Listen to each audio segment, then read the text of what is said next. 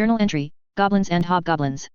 The lands across the ocean are full of countless flora and fauna, many of which have probably never been seen by man. It is obvious to any student of geography that the homelands are but a very small corner of a much wider world.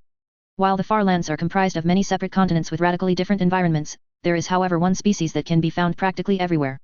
This rugged survivalist is known as the Goblin. Most goblins are usually green-skinned and less than 4 feet tall, but they can display an incredible amount of physiological variation. Even within the same tribe or pack there can be startling differences between members. Some examples of this include skin color, hair or lack thereof, eye color, size, and build. One goblin will be bald and lanky, and another will be pudgy with a mane of hair that runs down its back. One can only surmise that this remarkable variation helps them survive and adapt to so many different habitats. Goblins are quite intelligent for animals. They possess the ability to create and use crude tools. Many can be found using sharp sticks or wearing primitive clothes such as a fur loincloth. Sharpened stone tools have also been observed. Packs of goblins usually nest in old burrows they have taken from other animals and expanded, or within natural forming caves and crevices. Competition for such caves can be fierce though, and goblins are often evicted by larger beasts. The most incredible feature of the goblin however is their display of adaptive neoteny and pitogenesis. Such a trait is unheard of in such a complex organism. For while goblins are functionally adult and can breed, under some circumstances a goblin will enter a torpid state and emerge as a hobgoblin. The triggers and reasons for this transformation are poorly understood. One common theory is that at some point in the distant past their ancestors came under intense pressure, and the ability to mature and breed quickly became necessary for their survival. Thus the later stages of their adult growth were sacrificed and rendered inert. Yet, obviously it did survive in some form. When the conditions are right these dormant vestigial traits are activated and a goblin will transform into a hobgoblin. Hobgoblins are much taller than goblins and can even reach heights equal to that of average-sized men, although they are more frequently shorter than this. They tend towards the thin and lanky builds found in many wild animals. Their features are also much sharper and menacing than that of normal goblins, but the most obvious difference is their horns. Hobgoblins began growing horns immediately after they transform. Again however, there can be quite a large amount of variation here. The protrusions can be curled, straight, or even branched like small antlers. Even the number can range anywhere from 1 to 3. Hobgoblins are much more aggressive and less fearful than goblins. They also display many signs of being incredibly territorial, and thus have difficulty being around other hobgoblins. Usually this results in an alpha hobgoblin driving out weaker and younger rivals, but this is not always the case. Several instances of hobgoblins working together have been recorded. It should be noted that hobgoblins generally occur where goblins are thriving and healthy, and that their appearance usually results in an increase in goblin numbers and organization. This can allow goblins' packs to expand and occupy new ranges, usually when a hobgoblin alpha drives out a rival and his followers. Thus, one can see the obvious survival advantages to goblin neoteny. Packs of goblins rarely have more than dozen members, unless it includes a hobgoblin. Much larger groups of goblins can rally around a strong hobgoblin, and thrive under its control. This can lead to a situation where more hobgoblins start to emerge. If the new hobgoblins aren't driven out then a large tribe can form. Historical records indicate that when mankind first arrived on the western continent several large communities of goblins existed. Such settlements were generally comprised of up to 2,000 goblins and perhaps a few hundred hobgoblins. Most commonly the occupants built long wooden buildings from felled trees and branches, and used complex stone tools. Samples still survive of such instruments, and of crude goblin pottery as well. Warfare among tribes was quite common and helped keep their rapidly expanding populations in control. The existence of these goblin tribes severely limited the early colonies' ability to expand, and thus the Goblin Wars began. Eventually through far superior technology and organization humanity managed to destroy all known examples of goblin super tribes. Yet, it is a testament to goblin adaptability that large numbers of them continue to live in human-controlled lands, even if they have descended into a feral state. It is unknown how these large super tribes originally developed, or how so many goblins managed to cooperate. No records of such things survive, and there have been no recent reports of similar events happening. It is also worth noting that the origins of the name hobgoblin do not in fact derive from the word for demon, or any similar word. The brave and stalwart first explorers named them so due to the fact that they were considered a more civilized form of goblin. The term hob actually is based on an old imperial word for home, and was given to them because hobgoblins sometimes constructed primitive shelters for themselves. It was only later colonists who began attributing them demonic aspects, most likely due to clashes caused by competition over land. Truly goblins are fascinating creatures, even if they are frequently overlooked because they are so common outside the homelands. Their relative abundance however is undoubtedly due to the fact that they are such versatile and amazing survivors. Farstidi Uester Land Mount, Royal Gervain Surveyor. Playing with Fire 1. Black Nail was walking through the woods at the edge of Herod's camp. He had gone out to empty the rabbit snares and reset them, as he did almost every day. Today though, he felt a cold shiver run up his spine a few minutes after entering the forest. The days had grown shorter and colder recently, but that wasn't what had caused him to shiver. Black Nail had felt eyes on his back. Something was stalking him. His ears twitched ever so slightly as they detected the faintest hint of noise in the trees behind him. Make that at least two things that were stalking him. He was careful to act normal, and not to reveal his awareness of the watchers, as he continued on his way to the traps. As he walked, Black Nail subtly scanned the forest around him. The plants had grown throughout the year and reached their full height now, and most the flowers had disappeared as well. Here, in the sunnier part of the woods, the taller plants reached up to his chest. Their once colorful summer blooms had withered and been replaced by hard black seeds, or white fluff that took flight when the wind blew through the trees. Autumn had crept up and stealthily disposed of summer when no one was looking. Of course not all the changes were bad. The trees had begun to bear fruit and nuts. These new treasures were hidden among the green branches of the forest canopy. The hobgoblin had been completely unaware that food even grew on trees. The very idea sounded silly to him. Wasn't food supposed to be harder to get? Now all he had to sow was climb a tree, which was something he had recently gotten very good at. When Cedar took Black Nail out to hunt or track, he would show him which fruits and nuts were edible and how to harvest them. Being a hobgoblin, there were many things that Cedar wouldn't touch that smelled delicious to Black Nail. Unfortunately, just because something smelled delicious didn't mean it wasn't poisonous. Black Nail learned that the hard way, after a night of fever and vomiting. Black Nail approached the snares carefully. He was listening for any hint of movement behind him that would reveal the position of his stalkers. He frowned in concern when he didn't hear anything. He knew they were there, somewhere. Quickly, Black Nail gathered up the carcasses and started heading back. Around halfway there, he entered an area of the forest where the canopy was especially thin and the forest floor was bathed in sunlight. The animal trail Black Nail was following wound its way through a small field of tall weeds. As soon as he entered it, the hobgoblin purposely slowed his pace. When he was sure he was out of sight of any watchers, he ducked into a small depression where the weeds concealed him. It was time to turn the tables on his pursuers. A few minutes passed as he waited. The only noise was that of morning birds singing, and then the shrubs rustled ever so slightly in the direction Black Nail had just come from. He tensed as he heard the sound of footsteps. His stalker was approaching. Eager energy burned through him, but he patiently waited until the source of the noise had moved past him. Then, he burst out of concealment and sprung towards his pursuer's exposed back. As he leapt, his jagged claws closed around the back of Kita's shirt collar, and she let a high-pitched screech of shock as she jumped into the air. She squirmed and struggled to escape his grip for a few seconds. Black Nail had to brace himself to keep his hold. He was stronger than her, but their weight was almost the same. She calmed down after a moment when she threw a look over her shoulder and realized it was him. The young redhead flushed in embarrassment as she turned around and gave Black Nail a nervous look. The hobgoblin was frowning in disapproval as her held her. Master Cedar told SSU not to go into the forest alone, he hissed at her. Most people found his hissing scary, but this insufferable female just found it sharp. She gave him a guilty smile, and shrugged her shoulders in a way that suggested she was trying to act composed. I wasn't alone. I was with you, sorta, she replied dismissively. Besides, I was bored and thought a walk sounded like fun. You're stupid. You know the forest is dangerous, Master Cedar has shown you. Still SSU try to sneak around by yourself. You are not very good at it, and will die, he replied accusingly as he continued to listen carefully to his surroundings. I'm used to danger, and I've got my sword here anyway, she told him as she pointed to the blade at her waist. Black Nail released her collar and continued to frown at her. Stealthily, he drew a stone from one of his pouches. A sword won't keep you safe here, he told her as he withdrew his sling and placed the stone in it. Black Nail then took the rabbits he had tied together and thrown over his shoulder and dropped them on the ground at the edge of weeds. Kita frowned as she finally noticed his odd actions and distracted manner. Before she could say anything though, Black Nail spun around and whirled the sling in his hand. A whistling sound filled the air as he sent a stone flying off into the leaves of a nearby tree. Twigs splintered and cracked as the projectile tore through the branches, and a high-pitched squawk quickly followed. As both Black Nail and Kita watched, a small cloud of feathers and leaves fluttered down from the tree, and a large harpy took flight from where it had been hiding. The grey-feathered creature was almost the size of Black Nail or Kita and had a truly impressive wingspan. It screeched and gazed at them with its black hate-filled eyes. The flapping sound of its wings filled the air as it fought to gain height. A surprised Kita took a step backwards and then another one behind Black Nail. As the harpy screeched again, its eerily human-like mouth opened to reveal its long needle-like teeth and the black feather crest on its head straightened to its full dramatic height. The enraged raptor hovered in the air. It seemed to be preparing itself to dive-bomb them. Black Nail let out a deep menacing growl in response and stretched himself to his full height. He opened his mouth and flashed his own impressive teeth back at the harpy. The stupid ugly bird thing didn't scare him. He was no longer a small weaponless goblin. The harpy eyed him carefully for a second, and then apparently decided this was a fight it didn't want to pursue. With one last squawk, it took off and vanished into the forest canopy. Kita let out a relieved sigh. When he was sure the harpy had disappeared, Black Nail turned towards her. You're not a sneaky human. Ugly harpy followed you and wanted to eat SSU. It knew you were a stupid brat and was waiting for USS to make a mistake, he explained disdainfully. Kita grimaced as she looked down at the ground. She avoided his eyes out of embarrassment. Creepy bloody things with their damned human faces. I could have taken it though, she muttered nervously, as she looked up and scanned the canopy overhead. You see those claws? They're like SS knives and very sharp, no? Black Nail asked her condescendingly. The hobgoblin then drew another stone. This time he whipped it by hand into the bushes beside where he had dropped the rabbits. There was a yelp of pain, and Black Nail pounced towards its source. Kita flinched and gasped at the unexpected quick movement.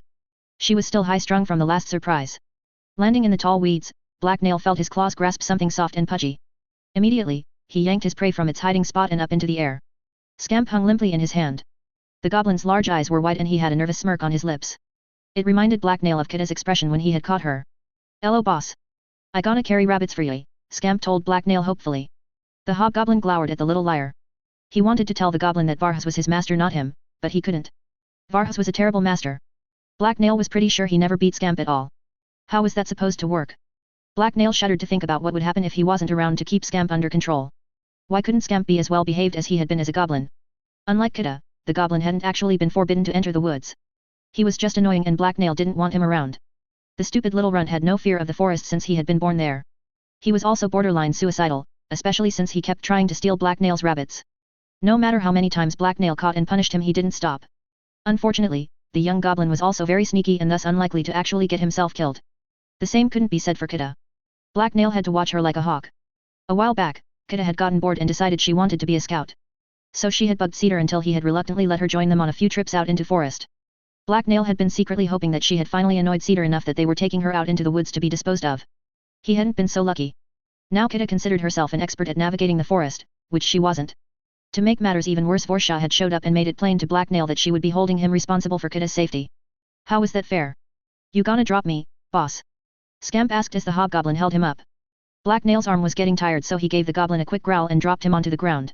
Then he gave him a hard kick. Scamp grunted as he was sent sprawling over to rest at Kita's feet, but he quickly pulled himself back up. Goblins were hard to hurt. "Stay with her," he ordered Scamp as he began stomping back to camp. "Okay, boss," the goblin replied cheerfully. "Hey, why did you do that?" Kita asked in disapproval. Black Nail ignored her. He didn't care at all about what she thought. She was stupid. After he didn't respond, Kita and the goblin immediately started following him. It wasn't like they had anywhere else to go. It took more than a few minutes to hike through the woods and get back to the camp. Kita was huffing in exhaustion when they arrived because Black Nail had set a quick pace. After a brief nod to the sentry on duty, who was no one important, they stepped out of the forest and Herad's base came into sight. The seasons weren't the only things that had been changing. Herad had her ambitions, and she was working hard towards achieving them. The camp was slowly but surely transforming. The small log buildings that the bandits had originally built had been expanded and several more of them had been constructed. Almost all the lean-tos had been torn down and replaced. Even the forest had been pushed back, both for lumber and safety. Wooden watchtowers had been set up along the road at the edge of the woods, where they could be concealed by the trees. A small haphazard wall of wooden stakes was slowly being constructed along one side of the perimeter as well. All in all, the base was beginning to look more like a small woodland village than a bandit camp. After a quick look back to make sure Scamp and Kita were still following him, Black Nail headed for his campsite. He had to start preparing the rabbits right away or they would go bad. Actually, he would probably make Kita do it. He would have made Scamp help, but the goblin would just eat half of them. Black Nail didn't have time to waste preparing rabbits. The larger base also contained more outlaws, and all those outlaws needed to be fed. Thus, Herad kept her scouts very busy hunting for food. Buying supplies from town was expensive and cut into her profits after all. The bandit chieftain had continued to send out parties to recruit or wipe out anyone who dared operate in the territory she had claimed as her own. Since her territory was a rather large and poorly defined area, she never ran out of targets. The base contained over 200 bandits now, or it would have if men weren't constantly being sent out and coming back. As she had planned, Herad had stopped raiding caravans and was instead charging tolls now. Bandits were still sent out to intercept travelers on the road, but now they were under strict orders not to kill anyone who didn't resist. They also weren't allowed to rob anyone who paid Herad's fee. Word of these changes and what was happening was spreading rapidly through the region. However, collecting tolls wasn't a job that Herad sent Cedar and Black Nail out to do. For some reason she thought they wouldn't be very good at it. Black Nail was pretty sure it was because Cedar was so grumpy. They had more important things to do anyway. On top of being her best pair of hunters, Herad also used them for less dangerous jobs, like tracking down other bandits that encroached on her territory. Compared to some of the things that lurked out in the deep green, killing a few humans and scaring the rest into submission was no big deal. His first trip out to fight men who had tried to encroach on their territory had been by far the most eventful. Black Nail was just very glad they hadn't run into any more trolls. They reached the camp. Cedar, Kita, and Black Nail shared. The hobgoblin turned and addressed the young woman behind him. "Prepare the rabbits," Black Nail told Kita as he held them out to her. "Why should I?" she asked him defiantly. "So I don't kill you and hide your corpse in the mud," he replied with an annoyed hiss. Kita just laughed, and gave him a cheerful smile. "You wouldn't do that. You're all nasty on the outside but inside you're soft as cloth," she told him. Black Nail snarled at her. He would totally do that. Well, he would if he thought he could get away with it. Unfortunately, if Kita went missing he would be among the first suspects. Then he would have to flee into the woods before Vorsha could smash him flat. Sometimes he almost still considered doing it, though. At least it would be quiet out in the deep green. "Do it, or I'll tell Vorsha you haven't been practicing," Black Nail told her. "Hey, I have been practicing everything she told me to," she replied excitedly as she glared at him. "I will lie She will believe me, the hobgoblin told her as he gave Kida a smug smile. I take it back. You are nasty and evil on the inside, Kida told him angrily. Black Nail just shrugged and held out the rabbits again. Kida threw him a mad glare, but she grabbed them from him. Fine, come on scamp let's, she started to say, only to stop when she looked down and noticed the goblin was gone. He had been there a second ago. Kida gave a defeated sigh, and walked over near the fire pit between their tents and started to get to work. Black Nail could hear her muttering angrily to herself and saying rude things about goblins as she worked. He ignored her and set off to find Scamp. He had a feeling the goblin was going to get into trouble unless he stopped him. Mostly because that was all the little pest ever did. For what was far from the first time, Black Nail cursed Varhus for picking the goblin up. Why couldn't he have found a smarter goblin at least, or an attractive female? Apparently, the scout had been out hunting when he had stumbled upon the young injured goblin and decided to tame it. Black Nail found this story very suspicious. He suspected Varhus had been out looking for a goblin to tame. It would have been fine if Varhus had properly trained Scamp, but he hadn't. The man was far too lax and undisciplined. That meant that if Black Nail didn't want people getting a bad impression of goblins he had to discipline Scamp himself. Black Nail scowled as he looked around and sniffed the air. Scamp's trail wasn't easy to follow. The odor of many strong scents such as blood and garbage lay thickly upon the camp, and it was sometimes hard to distinguish the goblin's latest trail from his older ones. Luckily, the goblin had picked up some fairly pungent plant smells while he had been out in the woods. After several false leads and dead ends, the hobgoblin found himself standing outside Mahedium's cabin. This made him more than a little nervous. He wasn't sure exactly what the mage did in there, but he was sure it was a bad place for a goblin to be running loose. Things might explode, more than they normally did. Hell's SS, Black Nail cursed. He had been working on learning and using swear words lately. After he had sworn to obey Herat and officially joined the band, Mahedium had quickly commandeered one of the cabins for himself. The former occupants had complained but the mage had managed to convince Herat he needed it for a lab. The mage had rarely left the building except for one trip he had made to Riverdown for supplies. Apparently, he was scared to go into cities because he had very powerful enemies. Black Nail had heard him argue with Herat over the cost of the equipment he needed, and arguing meant Mahedium had begged and pleaded until he had gotten what he wanted. Black Nail stepped up to the door of the building and opened it enough for him to slip inside. The interior was dark but there was enough light to see, even for a human. The cabin was a fairly large building because it had been originally designed to bunk a dozen men. The inside was only split into 2 rooms. There was a smaller front room and a larger one. The floor of first room was packed dirt with a thin straw covering, and there were 2 small windows on each side of the room that let light in. A small bed was tucked up against one wall and there was a wooden table and chair against another. A few items and books were scattered around, but there was no one in sight. Idly, Black Nail examined some of the things. He was surprised to find the weird rectangular things were full of word-covered paper. What could humans possibly write about that would require so many words? He certainly couldn't think of anything. With a sigh, Black Nail put the book down and fought the urge to pocket some of the things lying around. Mahedium seemed like the type of person that would notice if things went missing and Black Nail wasn't a thief anyway. Since it was clear no one else was there, Black Nail moved over to the door on the far wall that led to the next room. Carefully, he opened it and went through. The room on the other side was very different than the one he just left. A large table dominated the center of the room. The floor around it was straw-free but looked like it had been mixed with clay or something before it had been flattened. It was much cleaner but also colder than the other room. A few smaller tables, a small desk, and some mostly empty bookshelves lined the walls. The windows here were all shuttered up, and the only light came from a pair of obviously magical lamps that flooded the room with a pure white glow. They looked like simple metal oil lamps except the wicks and oil had been replaced by brightly glowing crystals. One of them hung from the ceiling while the other had been placed on the desk. Seated in front of the desk was Mahedium. He hadn't looked up when Black Nail had entered. In fact, he seemed completely ignorant that anyone else was in the room with him. Black Nail cast a look around the room for signs of Scamp, but didn't see any. Scattered across the tables and shelves were many glass beakers and cups of different sizes. Various fluids filled the containers, most of which were clear or muddy brown. Black Nail saw a few crystals, that he was pretty sure were magical, laying around as well. The hobgoblin walked up behind Mahedium and coughed to get his attention. The mage quickly sat up and spun around towards the unexpected noise. When he saw Black Nail he gasped and flinched, which caused his chair to rock and then tip over. The surprised mage flailed and tried to catch his balance, but failed, and hit the ground with a heavy thud. Black Nail frowned down the man. He hadn't meant for that to happen. Sorry, he told Mahedium, as the mage picked himself off the ground. Mahedium scowled at him as he brushed the dirt from his clothes. Black Nail didn't notice a difference, the man's clothes were pretty dirty to begin with. Ah, Black Nail. You shouldn't surprise people like that. Now what do you want? Normally I wouldn't mind talking with you, you're a rather fascinating creature, but I'm very busy right now, he told the hobgoblin. Black Nail decided to take that as a compliment. I followed Scamp here, and this is a bad SS place for him, Black Nail replied. Mahedium blinked in confusion. The little goblin? Well, he can't be in here. I would have noticed, Mahedium told him. Black Nail gave him a dubious look. He hadn't noticed a hobgoblin walk right up behind him, so he stood no chance of whatsoever of noticing Scamp. Before he could say anything though there was a flash of light and both Black Nail and Mahedium looked over to see Scamp reaching up onto a table to grab some crystals. One of the crystals in his hand had flared to life and was the source of the bright glow. The goblin gave them both a startled look as he unexpectedly found himself the center of attention. Black Nail growled menacingly. Bye-bye, Scamp blurted out, as he dashed for the door Black Nail had left open. Before anyone else could react he had disappeared through it.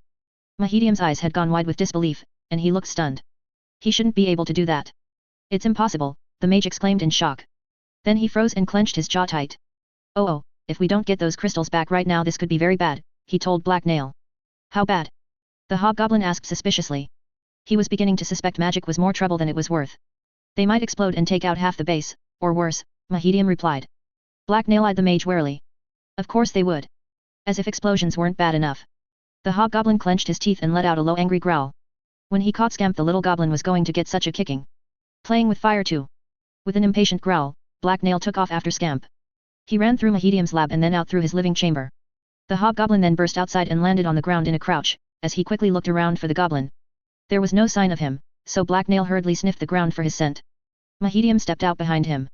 He looked flustered and annoyed, but there was also a gleam of excitement in his eyes. Where did he go? The nervous mage asked. Black Nail didn't bother to respond. He just took off after Scamp as soon as he caught his scent. He moved at a brisk walk as he tracked his quarry. Mahedium followed him. Why was Scamp allowed to run around like this? It was stupid. When Cedar had taken him and Black Nail hadn't been allowed to leave his master's side without permission. Scamp's trail led to a group of empty tents that encircled a fire pit off to one corner of the camp. The 4 tents were made from animal hides stretched over wooden poles. A large pot of something was hanging over the unlit campfire. Black Nail scanned the area quickly, but didn't see any obvious signs of Scamp. Then, he heard a faint sound from one of the tents. As silently as possible, the hobgoblin crept over to it and gently slid the entrance flap open so he could look inside. Black Nail didn't see the goblin, but there was a man sleeping under some blankets in the tent. Black Nail frowned, he had been sure Scamp would be in there. The unconscious bandit who lay within the tent stirred as cool air blew in through the open flap. Then he blinked and opened his eyes, to find Black Nail's green face staring down at him. What in all the hells, he yelled out as he jerked away from the hobgoblin. As he moved away from Black Nail, he pulled his coverings with him, and the hide blanket slid away to reveal a green lump. Tentatively, a small hand rose from the green mass and patted the area around itself as if searching for something. After it apparently failed to find what it was looking for, Scamp's head rose up and looked around. The goblin cringed and grimaced when he saw the hobgoblin staring down at him. Black Nail growled triumphantly. He'd found his prey. Mahedium stepped up beside the hobgoblin and stuck his head in the tent as well. Aha, the mage declared as he noticed the goblin. Wah! What the fuck are all you bastards doing in my tent? The man inside the tent yelled as his fear and surprise turned to anger. Sorry, it's important, Black Nail replied politely. At least the man hadn't thrown anything at him. Don't let that goblin get away, it's stolen some dangerous magical items. Mahedium said at almost the same time. The tent's owner stared at Mahedium for a second, then what the mage had said sunk in and an alarmed expression appeared on his face. He quickly responded by diving as far away from the goblin as he could get while Black Nail was blocking the tent's entrance. Return my mana crystals. Mahedium commanded as he scowled disdainfully at the bandit. Black Nail didn't bother with words, he just leapt at Scamp. The useless little thief was really getting on his nerves. No, my bright pretties, the goblin troublemaker yelled as he rolled under one of the tent walls to the outside. Black Nail hissed angrily as he landed on empty ground. Infuriated, he spun around and pushed past Mahedium as he exited the tent and continued the chase. Once outside, he whirled around until he saw Scamp's fleeing form. The little goblin was making for a group of bandits who were standing around and talking to each other beside a pile of crates. Black Nail sprinted after him at full speed. When he got his hands on Scamp the little idiot would never dare cross him ever again. Black Nail's target ran through the legs of the humans in his path as he frantically tried to keep his lead on the angry hobgoblin chasing him. Several of the bandits swore and flinched as he hit their legs on his way past. Black Nail didn't slow down as he approached the group of men. He was going to catch that stupid runt no matter what. How dare the little goblin challenge him? This was Black Nail's camp and as a goblin Scamp should do what he told him to, or else. Oh shit. Move, one of the men ahead of Black Nail yelled as he saw the hobgoblin speeding towards them. Several of the bandits turned and then tried to move out of the way when they saw Black Nail speeding towards them. Most of them were too slow. Black Nail pushed and twisted his way through them. The men swore angrily as he shoved them aside or knocked them over. Scamp was now running towards 3 men seated around a campfire. The bandits appeared to be eating stew from a pot. Black Nail continued chasing the goblin, and with his longer legs he was steadily closing the distance between them. Once again, Scamp maneuvered through the clump of men. Black Nail was only a few feet away though, and pounced at the goblin. Unfortunately for Black Nail, he missed as Scamp threw himself to the side and out of the way. The hobgoblin landed on all fours in the middle of the men and startled them. There were surprised shouts as they all shot to their feet. As Black Nail scrambled to get back to his feet and continue the chase, something landed on his back and then he felt warm liquid splash all over him. One of the bandits had accidentally knocked over the stew pot, and it had spilled onto Black Nail. Instinctively, the hobgoblin tried to shake himself dry, which sent droplets of wasted stew flying everywhere. Most of the goop was too sticky to be so easily removed, but the bandits around him gave several more alarmed shouts and tried to back away as the slimy droplets flew everywhere. Black Nail gave an enraged scream and bounded after Scamp again. Forget teaching him a lesson, he was going to rip the goblin apart with his bare hands, and enjoy every last hour of it. How dare the useless goblin not obey him? At the sound of Black Nail's scream, the fleeing goblin cast a nervous glance back. When he saw Black Nail chasing him, he yelped in fear and turned to race towards a nearby pile of firewood. The hobgoblin was hissing with rage and practically frothing at the mouth, as he bore down on the smaller goblin. Scamp dove into the woodpile and disappeared within. Black Nail was right behind him. He jumped onto the top of the woodpile and began tearing it apart.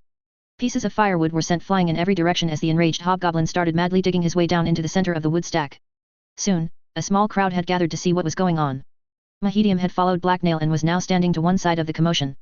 As he looked on, the mage was biting his thumb and clearly very nervous. What in all the bloody hells is going on here? Red Dog exclaimed as he walked over. Ah, the other goblin Scamp, I believe his name is, stole some of my mana stones. The hobgoblin, Black Nail, chased him down to get them back. Now though, I fear circumstances have caused him to become more than a little enraged. He's trying to dig Scamp out, Mahedium explained fretfully, after he had taken his thumb out of his mouth. He's making a damned mess is what he's doing. Where in all the hells are Cedar and Varus? This is their responsibility, a scowling Red Dog asked. Well, there's another problem, Mahedium told him. Story of my life it seems. Go on tell me, Red Dog told him with a sigh. The goblin may somehow have the ability to trigger the flawed mana stones in its possession, Mahedium explained reluctantly. One eyebrow rose on Red Dog's thick face as he gave the mage a look full of disbelief. And what exactly does that mean, he responded. Well, since the crystals are flawed the effect of the goblin activating them is unpredictable, Mahedium replied. Guess, Red Dog replied dryly. Mahedium hesitated. He clearly didn't want to answer this question. Most likely they will explode, but really anything could happen. They might do nothing, emit harmless light, disintegrate the user, or produce a sound that kills everyone who hears it, but he probably won't actually trigger crystal. He would need a good reason to do that, Mahedium told the other man hopefully. Like say fear for instance. Red Dog asked sarcastically. Yes, Mahedium responded. Red Dog turned back to the woodpile that Black Nail was ripping apart. He stared at the hissing and enraged hobgoblin for a few seconds before turning back to Mahedium. I would be very afraid if I was him, Red Dog told the mage. Mahedium just stood there and looked worried for a few seconds before saying anything. What are you going to do? He asked the other bandit. Me? I'm going to back the fuck up till I'm outside the range of an explosion, and then I'm going to plug my ears, Red Dog replied. Mahedium didn't seem reassured by Red Dog's words. He turned back towards Black Nail and started biting his thumb again. Several minutes passed as Black Nail dug. He was trying to budge a particularly large and stuck piece of lumber when he heard something that broke through his rage. Black Nail, you filthy beast, stop that now, an angry-sounding voice yelled. The hobgoblin instantly stopped. By this time he had cut his way fairly deep into the timber pile, so he had to straighten up and turn to glimpse the source of the voice. The other option was to dive deeper and join Scamp in hiding. Herad was standing a few feet from the edge of the wood heap, and she was glaring angrily at him. The rage that had built up inside Black Nail quickly withered, as it was smothered by cold fear. Frantically, Black Nail thought back to the last few minutes, and tried to remember if he had done anything to piss her off. He winced slightly as he remembered running through the one group of bandits. That wasn't so bad, though. Black Nail was almost certain Herad wouldn't feel the need to kill him over it, but then again with Herad you never knew. Come down here, Herad commanded. Black Nail warily did as he was told and hopped down off the stacks of wood. As he moved, he noticed that Herad wasn't alone for the first time. A very worried-looking Varus was standing beside her. The younger scout was rough-looking as usual, all the bandits were, but he looked slightly pale underneath the dirt and fuzz on his face. As the cowering hobgoblin approached, Herad turned to Varus. Varus, I'm told your pet goblin started this mess. When you asked to keep the goblin you were warned what would happen if you didn't keep it out of trouble. I don't like wasting my time on crap like this, so what do you have to say for yourself? Herad asked Varus. She sounded more disappointed than angry, but her voice was still cold and unyielding. Varus gulped before answering her. I'm sorry boss. Scamp's a good boy, I don't know what's gotten into him all of a sudden. I'm sure that if everyone were to just calm down I would be able to call him out and get the stuff back. Everyone's just making mountains out of molehills here, he replied with an accusatory glance at Black Nail. This infuriated the hobgoblin. He wasn't to blame at all. All he had done was try to catch the little thief. It was too much for Black Nail, he spoke up. Scamp's mess is all your fault. You don't train him SS right. No beatings or orders, just treats. You're a terrible master. He is still wild and needs hard SS training, Black Nail furiously countered. Both Varus and Black Nail stared at each other angrily for a few seconds before Herad bothered to respond. What do you think, Cedar? You usually have an opinion on everything, Herad asked snidely. Black Nail blinked in confusion for a few seconds, then followed her gaze to his left, where his master now stood.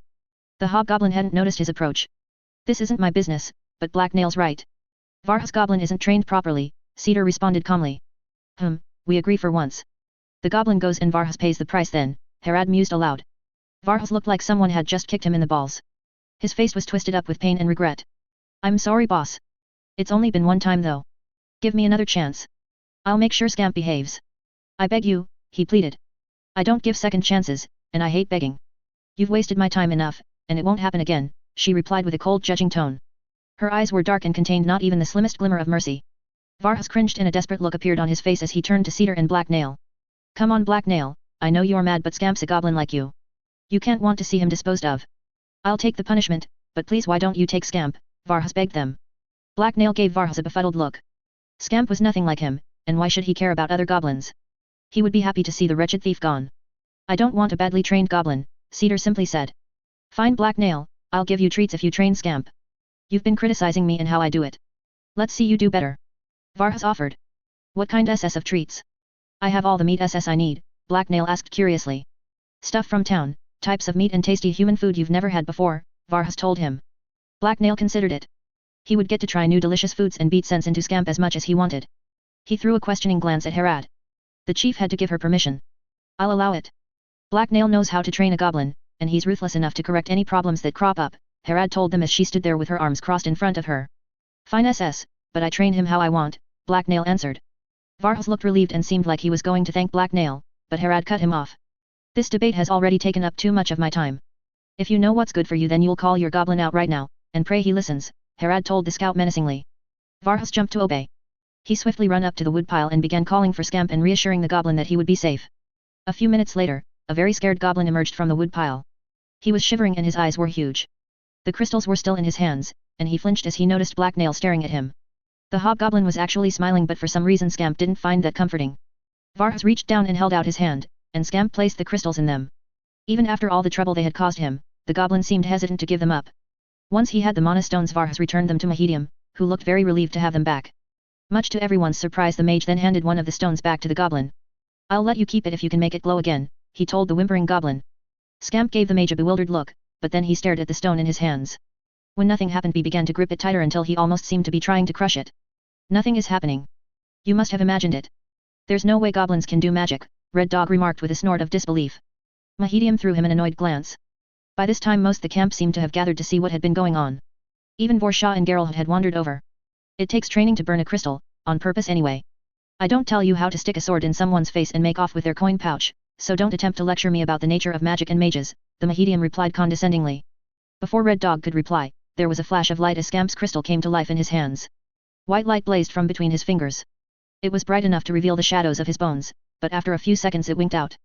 Ha, as a first major discovery this is undoubtedly an odd one, but it is one nonetheless. The guilds believe that humans are the only species able to burn and utilize mana stones, but obviously I have just proved them wrong. Clearly those inbred thugs aren't as good at magic as they believe, Mahedium bragged loudly. The mage had a smug smile on his face as he reached into one of his pockets and pulled out another light stone. He tossed it to an off-guard Black Nail, who fumbled it and almost dropped it. Try and light it up, Mahedium told him. With an indifferent shrug, Black Nail looked down at the crystal in his hands. He stared down at it and concentrated. What had Scamp done to make his light up? The hobgoblin began to squeeze the stone as hard as he could. Several minutes went by, but nothing happened. Feeling frustrated and annoyed, Black Nail tossed the useless rock back to Mahedium. It does seem like goblins are similar to humans in that only part of the population is mage-born. I would need much more comprehensive testing to be sure, though, Mahedium mused aloud. Red Dog rolled his eyes and snorted in annoyance. He was glaring at the mage angrily. This just means you are going to have to lock your crystals up. Other than that it's a pretty bloody useless discovery, Red Dog told him. I can think of several uses for this. For instance, I could use the goblin's blood instead of my own as a catalyst to start crystal formation, and it would be interesting to test if the ability is exactly the same in both species, Mahedium responded dismissively. Vorsha come here, and you two be quiet. Everyone else get your useless asses out of here, Harad suddenly announced as she walked over to Red Dog and Mahedium. She threw an angry glare at the nearby crowds, and they quickly started to disperse. Soon, only Red Dog, Cedar, Geralt, Vorsha, Mahedium, Vargas and Black Nail were left. They all stood in a loose half-circle facing Harad. Since you're all here and I've already wasted too much of my time, I'm going to go over our future plans right now, Harad told them. I told you earlier this year that I would probably be heading north to Dagger Point before winter set in, and that's still the plan. Why? I thought we were claiming this territory as our own. Vorsha asked. That's what we're doing, Harad started to answer but Black Nail was distracted by a grumble from his stomach. As the humans started discussing the nitty-gritty details of something he didn't really care about, the hobgoblin began to think about food. He had a bunch of dried meat in one of his pouches but he sort of felt like something sweet instead. Oh, there was that clump of berry bushes out in the woods. Berries, that would really hit the spot. The hobgoblin glanced around. It didn't look like anyone here would miss him, or had even noticed him, so he was just going to go step out and grab a snack. He would probably get back before the humans got to anything important anyway. They really did love to hear themselves talk. Playing with fire 3. While Harad and Cedar were exchanging particularly deep scowls and arguing about something unimportant, Black Nail tiptoed silently away. There was a nearby berry bush he wanted to pluck clean, and all the pointless talking the humans were doing was annoying. It didn't take him long to slip away to the edge of the forest. Everyone in camp had grown used to him by now, and he had quickly learned how to move without drawing attention anyway. As a rule, humans weren't very observant unless you gave them a good reason to get excited. Once there, the hobgoblin began trekking through the woods towards his destination. Black Nail hopped excitedly over a fallen tree as the green canopy grew thicker overhead. He was really going to enjoy munching down on those berries. Just thinking about their sweet tangy taste was causing his mouth to water. He had to lick his lips clean to prevent drool from getting all over his shirt. Soon, Black Nail reached a spot in the woods where the trees grew thinner and eventually gave way to a small clearing. There, where the sunlight mixed with the shade cast at the edge of the trees, was where the juiciest of berries grew. Happily, the hobgoblin bounced over and carefully reached into the thorny plants there to pluck his favorite fruits. As the succulent flavor hit his tongue, he groaned blissfully and then started to pick the berries as fast as he could and shove them into his mouth. They were so good. Eventually, when he'd filled himself up and his lips had turned purple, Black Nail belched and began swaggering back to camp. He figured the humans were done with all the useless talking by now, and if not, they were easier to ignore on a full stomach. As he swaggered on back to the camp, a whiff of something unexpected filled his nostrils. He stiffened and quickly cast a nervous glance at his surroundings, but all he saw was the normal mix of trees and bushes. The scent was strange and he couldn't quite identify it, although it did smell somewhat familiar. Maybe, it smelled sort of like that huge monstrous slime he'd defeated? It was more like an animal though, and to be giving off so much scent it had to be a large one. Curiously but with a fair bit of caution, this was the forest after all. Black Nail sniffed around to find the source of the smell. It didn't take him long to discover a trail that something had torn through the underbrush. He bent over to examine it as he reached down and ran his fingernails through the dirt. This was interesting. Whatever had made the scent had come this way and then retreated back in the same direction. Judging by the lack of footprints and the drag marks on the ground, it was probably another slime. Now that Black Nail was a hobgoblin, he wasn't afraid of running into a slime. He had defeated a huge one even when he'd been a mere little goblin. Now no slime could possibly be a match for his deadly warrior skills. His memory of things so long ago was kind of fuzzy, but he was pretty sure Harad had really wanted to find out where the slime had come from. If Black Nail traced the thing back to its lair, then his chieftain was sure to reward him. The forest might be a dangerous place to explore, but the thing that had made this trail had sort of a pleasant floral scent to it, so how dangerous could it be? The hobgoblin gave one last look around at the trees and bushes before heading deeper into the forest in pursuit of his reward. He was headed in a direction that the bandits in Harad's band usually avoided. The ground here was muddy and practically swamp-like. As he walked, a fair number of the nearby trees were replaced by bleached white husks that were leaning at odd angles. The constant floods here brought on by the rain had obviously killed a lot of trees. The healthier ones here were thick and lush-looking though, if kind of short. As he scampered across a tree trunk that had fallen over a small stream, something caught Black Nail's eye. There was a dried-up pond over to his left with only a bit of water left in the very center of it. The wet season was over now and there had been very little rain lately. Along the muddy banks of the pool there was a large rocky crevice, and the trail Black Nail was following led right to it. The hobgoblin cautiously made his way closer and examined the entrance to the cave. The water that was left in the pond lapped up against the bottom of the crevice, and it looked like the entire thing would most likely be underwater during the wet season. That would definitely explain why no one had found it before. Most of his tribe bathed only slightly more than he did, which was almost never. The cave was easily large enough for the hobgoblin to enter, but it looked muddy and very dark inside. He leaned into it, but he couldn't really get a good glimpse of what lay within. Well, the trail of the creature led directly here, so this was probably the place Harad was looking for. Black Nail decided that entering the cave to check it out would be icky and too much work, so he decided to head back. After making sure he remembered how to come back here, the hobgoblin hopped up, recrossed the stream, and started back towards camp. As he walked, something started to bother him. What was it? The answer came to him as he ducked under a low tree branch. It was too quiet. The birds were still singing up in the top of the trees, but the forest seemed muted and on edge. It was probably nothing, though. Once or twice, he also thought he heard a subtle rustling noise from behind him. When that happened, he quickly turned his head to look back, but he never saw anything. He was probably imagining the noise, but just in case he started walking a bit faster. Better safe than lunch. Soon, he was out of the swampy area and back into the forest proper where the trees grew tall and straight. Not long after that, he made it back to camp. The hobgoblin easily slipped past the sentries set to watch the forest border and strolled leisurely into the bandits' base. It wasn't like the guards would have stopped him or anything, but there was no point in letting them see him. They probably had better things to do than watch him. Unsurprisingly, Harad and the others were still talking when he got back. Black Nail sighed and crept back up behind Cedar to listen in. He was already kind of hungry again. All that walking had been hard work. To enforce my claim, I have to get the other bands to accept it, Harad was explaining. To offer safe passage, I have to make sure no one else dares poach my targets.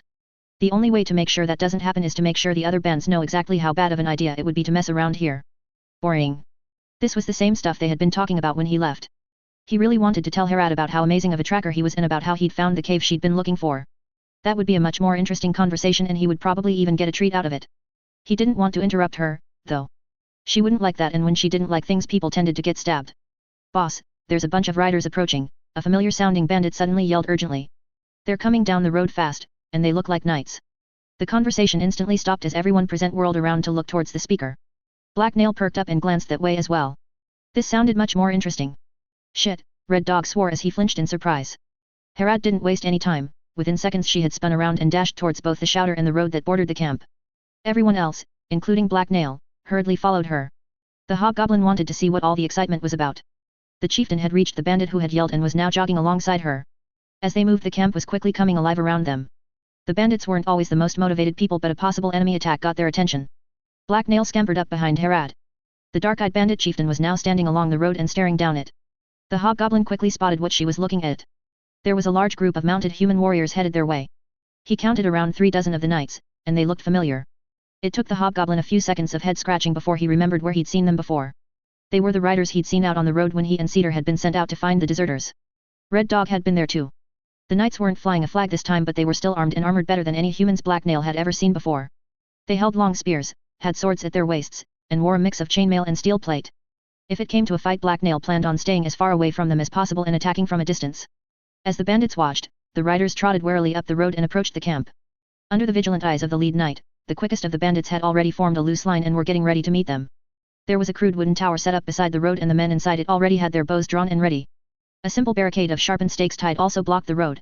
That was good, because Black Nail was pretty sure that without it the bandits on the ground would last just long enough to be trampled to death if the knights charged. That would be amusing to see, but probably wouldn't be in Black Nail's best interest. The horses the knights were riding looked like vicious bastards. He didn't really want to see them from closer up. Those are definitely Lord Strakan's men, Red Dog observed in a hostile tone. The question is what in all the hells they're doing out here, Vorshar replied. I've heard the old lord keeps mostly to himself these days since his son died, and his lands are south of here. I doubt he has the manpower to throw knights around. Well, whatever his reasons, they're here now, and I would bet against them being friendly to a group of bandits like us. I'm fairly sure knights are supposed to stomp out bands like ours with extreme prejudice by royal decree, Cedar grunted. Damn right, Red Dog swore in agreement. Herad's bodyguards were never too far away, and with all the sudden commotion it didn't take long for several of them to appear and make their way to her side. The large menacing-looking thugs gathered up behind their mistress and glared at the approaching riders. We outnumber them almost 10 to 1, Vorshah observed. That will hardly matter if they simply hit us like the hammer of Azawwa. You know better than most what happens when heavy cavalry hits irregulars like us. I left the army to avoid ending up like that, Red Dog countered. They don't seem properly equipped to function as heavy stompers, Vorshah replied. They look more like they've been doing a lot of riding lately and just stumbled upon us, and they definitely don't look eager to charge. Good, Cedar grunted as he made his way up to Herad. As the riders got closer, their horses slowed down to a steady trot. Dozens of armed bandits watched nervously as 2 of them broke away from the rest and approached the barricade. Hail the camp, the first rider yelled as he came to stop several dozen feet from the entrance to the base. Identify yourselves. Herad shouted back in a commanding tone. There was what looked to be a brief argument between the 2 riders before they responded. After a few moments the same man as before answered. I am Sir Masnan, a paladin in service to the Order of Helio-Lustria. The man behind me is Sir Devis, the leader of a detachment of knights Lord Strakan sent to aid me in my quest, the rider explained politely but with a steely edge to his voice. Herad wasn't impressed. Her scowl only deepened as she regarded the holy knight. A paladin, eh? What brings such illustrious company such as yourself to my edge of my woods, pray tell, she asked condescendingly. As Black Nail listened, he tilted his head to the side. What was a paladin? It sounded sort of like a type of dessert, but not a particularly tasty one. Maybe like one of those really fancy-looking ones that you got all excited about having but then ended up tasting worse than the cheap stuff. I'm here fulfilling the holy work of my order. I'm tracking an infection, Sir Masnan told the bandit chieftain. There was an outbreak of the Dark Plague in a village to the south a while back. The plague was stopped and burned out before it could spread, but several infected escaped out into the woods. I've tracked them north to here, and by now they are without doubt fully fledged ghouls. We encountered those ghouls of yours and dealt with them ourselves. They were purged with holy silver and cleansing fire, so there's no need for you to worry yourself about them any longer, Herad replied as she stared the mounted paladin down. Then you have done the sun god's will and I thank you. I will of course need to enter your camp, question your men, and see that all is right for myself, Sir Masnan explained in a polite tone. Herad eyed the paladin and the knights behind him doubtfully before bursting out into dark laughter. Most the riders flinched and reached for their weapons, but Sir Masnan remained calm and his gaze never wavered from Herad's. You're going to have to take my word for it because that's not going to happen, pretty boy. Why don't you ride off before you get yourself hurt, she told him. The paladin opened his mouth to respond but was interrupted when the rider next to him spoke up. We can't trust these villains, Sir Masnin, they're fucking bandits and honorless deserters. If we go in there they'll fall on us from every side while we're distracted. There's no reason to talk to the likes of them. Let's just charge in there and put these mad dogs down, or turn around and come back with reinforcements. We'll be doing the country a great boon by eliminating these scum, Sir Devis told the paladin. As long as you are seconded to my service I expect you to follow my lead, Sir Masnin replied coolly before turning back to Harad. The knight captain looked insulted but didn't speak back up. Instead, he just glowered unhappily at the bandit chieftain. If you do not let me in then I promise you will have far more to worry about than a few dozen knights and a provincial noble, the paladin told Harad in a steely tone. I've heard much better threats than that, she replied dismissively. Neither she nor the paladin looked away. Instead, they just stared at each other severely for what seemed like hours to Black Nail, but was probably more like a minute. Eventually, it was Sir Masnin that broke the silence. Worldly affairs are not my concern. I am concerned only with the struggle of light against darkness and civilization versus ruination, he explained respectfully. Those men behind you seem to think otherwise, Harad pointed out. They have their responsibilities and I have mine. Though we all struggle to perform our duties they do not always lead us in the same direction. I beg permission to enter your camp alone as an honored guest, the paladin responded. You can't be serious, Sir Davis hissed in alarm but everyone ignored him. Harad laughed again and smiled with obvious amusement. Why not? I've never had an honored guest before, she answered with a chuckle. She then waved to the archers up in the tower and they lowered their weapons. Sir Masnin took the opportunity to dismount and pass his reins to his companion. A few seconds later, he was walking past the barricade and the bandits behind it without apparent fear. He might as well have been taking a stroll through a garden for all the concern that showed on his face.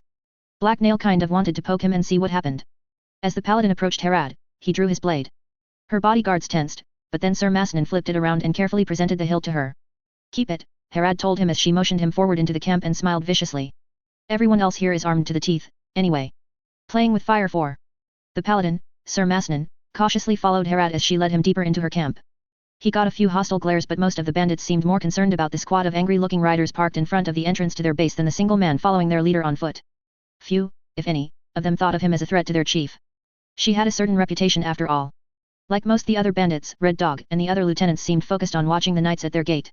They were arguing about how best to fight the riders but Black Nail didn't care about that. The knights were just sitting there on their horses and glowering at everything and everyone nearby. That was really boring to watch and Black Nail didn't want to look at their ugly and smelly horses anyway. Somehow, these horses looked even more arrogant and mean than most.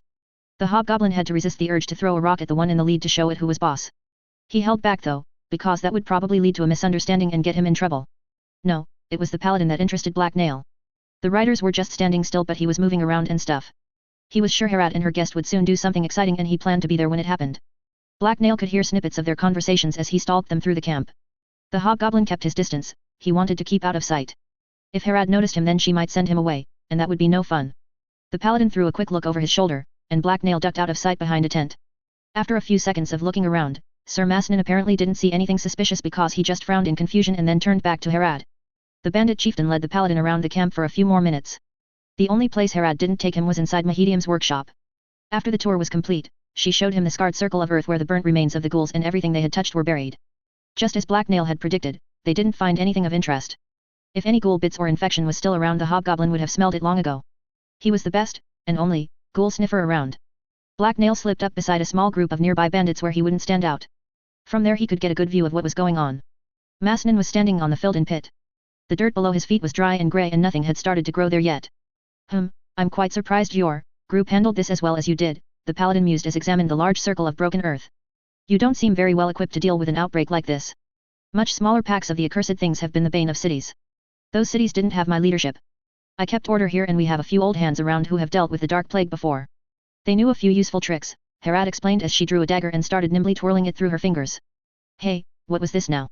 Black Nail scowled at his chieftain's words. Why hadn't she mentioned him? He had done more than anyone else to get rid of all the ghoul gunk and find the stupid humans who had gotten it all over themselves. Still, it is very impressive, Sir Masnin replied as he looked up and glanced around the camp. Then you're easily impressed, because this is nothing compared to what I'm really capable of, Harad remarked smugly. Yes, I think I've heard quite a bit about you, Harad the Black Snake. Unfortunately, most of it was far from complimentary, the paladin said as he frowned in disapproval. Nobody's perfect, and you know how inaccurate the rumor mill gets, Harad replied with an amused smile. Perhaps. Anyway, it certainly seems like everyone here is healthy. I'm a little concerned about that man over there, though. He has had his hood up and a scarf across face the entire time I've been here, Sir Masnin told her as he pointed Black Nail's way.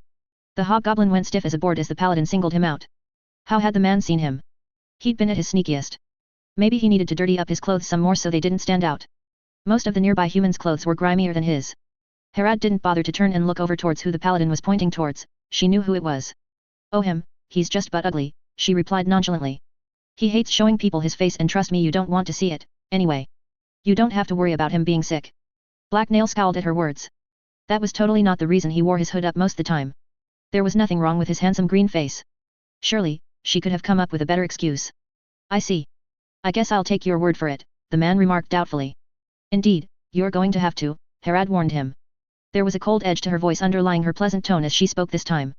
Judging by the doubtful look on his face, Sir Masnan was clearly unconvinced by her explanation and still more than a little suspicious of the cloaked figure. He didn't appear ready to press the issue, though.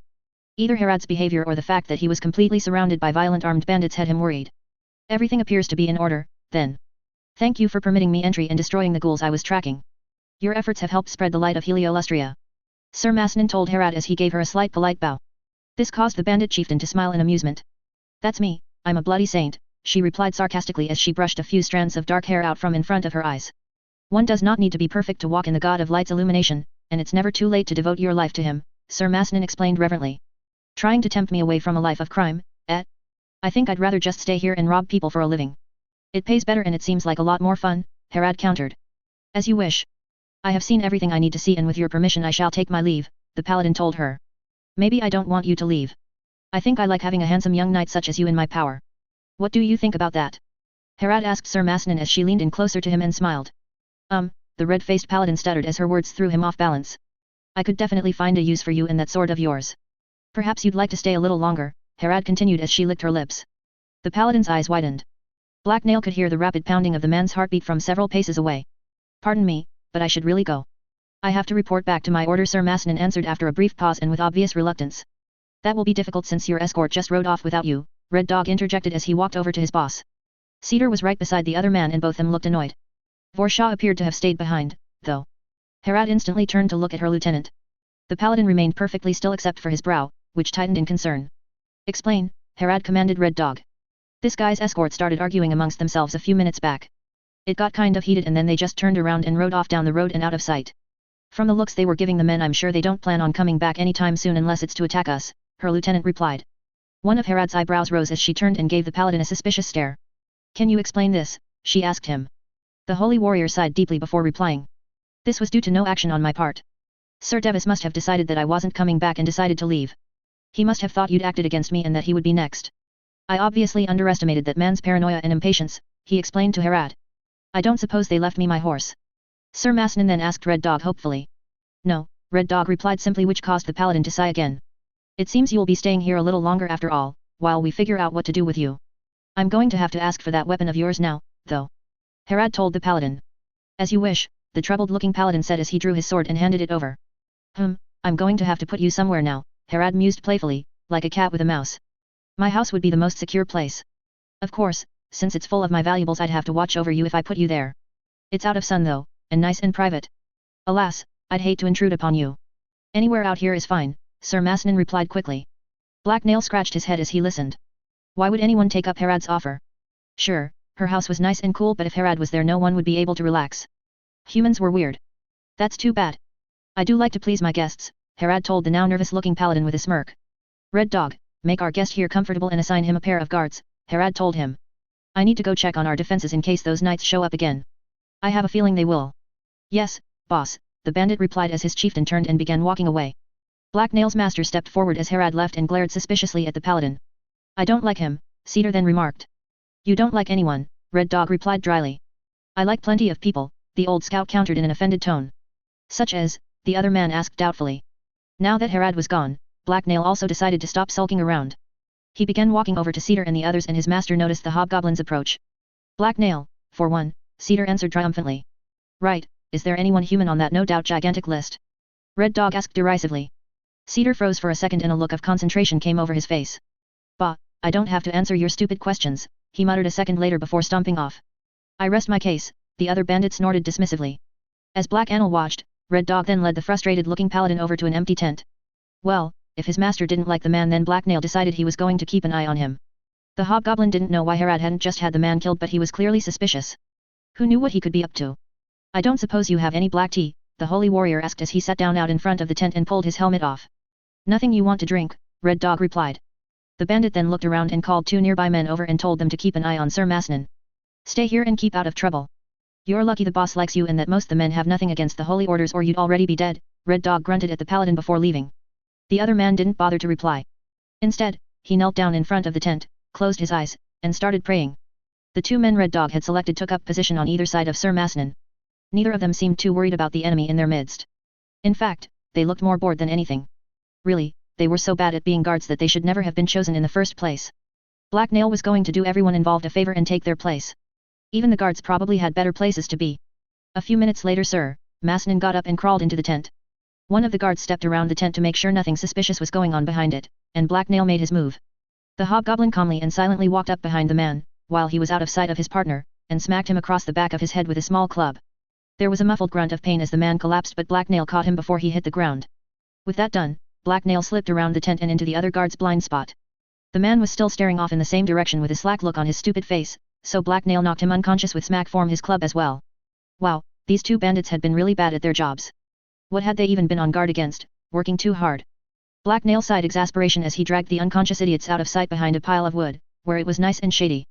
He was considerate like that. Then, he riffled through the men's pockets for anything interesting. He wasn't planning on keeping the stuff he found, though. If he left them there a thief might come along and take their stuff while they were sleeping. As their loyal tribesmate Black Nail wasn't about to let that happen. He would hold on to their stuff for them until later. What are you doing? A youthful and curious voice asked from behind the hobgoblin as he was looking through a small coin purse. As Black Nail turned towards the source of the voice, a shiver of frustration and annoyance worked its way up his spine and caused him to twitch. Shit, there was only one person in camp who sounded like that. Behind him stood Kita, and she was giving him a curious yet smug look. Black Nail looked down at the knocked out men strewn at his feet and grimaced. They SS looked like they could use a nap SS, so I helped them. I'm going SS to take their SS place and guard the prisoner, he hesitantly told the grinning girl. Sharp, let me join you, Kita told him. Desperately, Black Nail tried to think up a reason for her to leave. He didn't want the annoying girl around but if he told her to leave now it might bring him unwanted attention. Oh well, if something went wrong he could always blame it on Kita. Fine SS, let's go, Black Nail grunted quietly as he turned to walk back towards the entrance to the tent Sir Masnan was using. Just a second, Kita replied as she pulled her own hood up. Together, the pair took up position in front of the paladin's tent.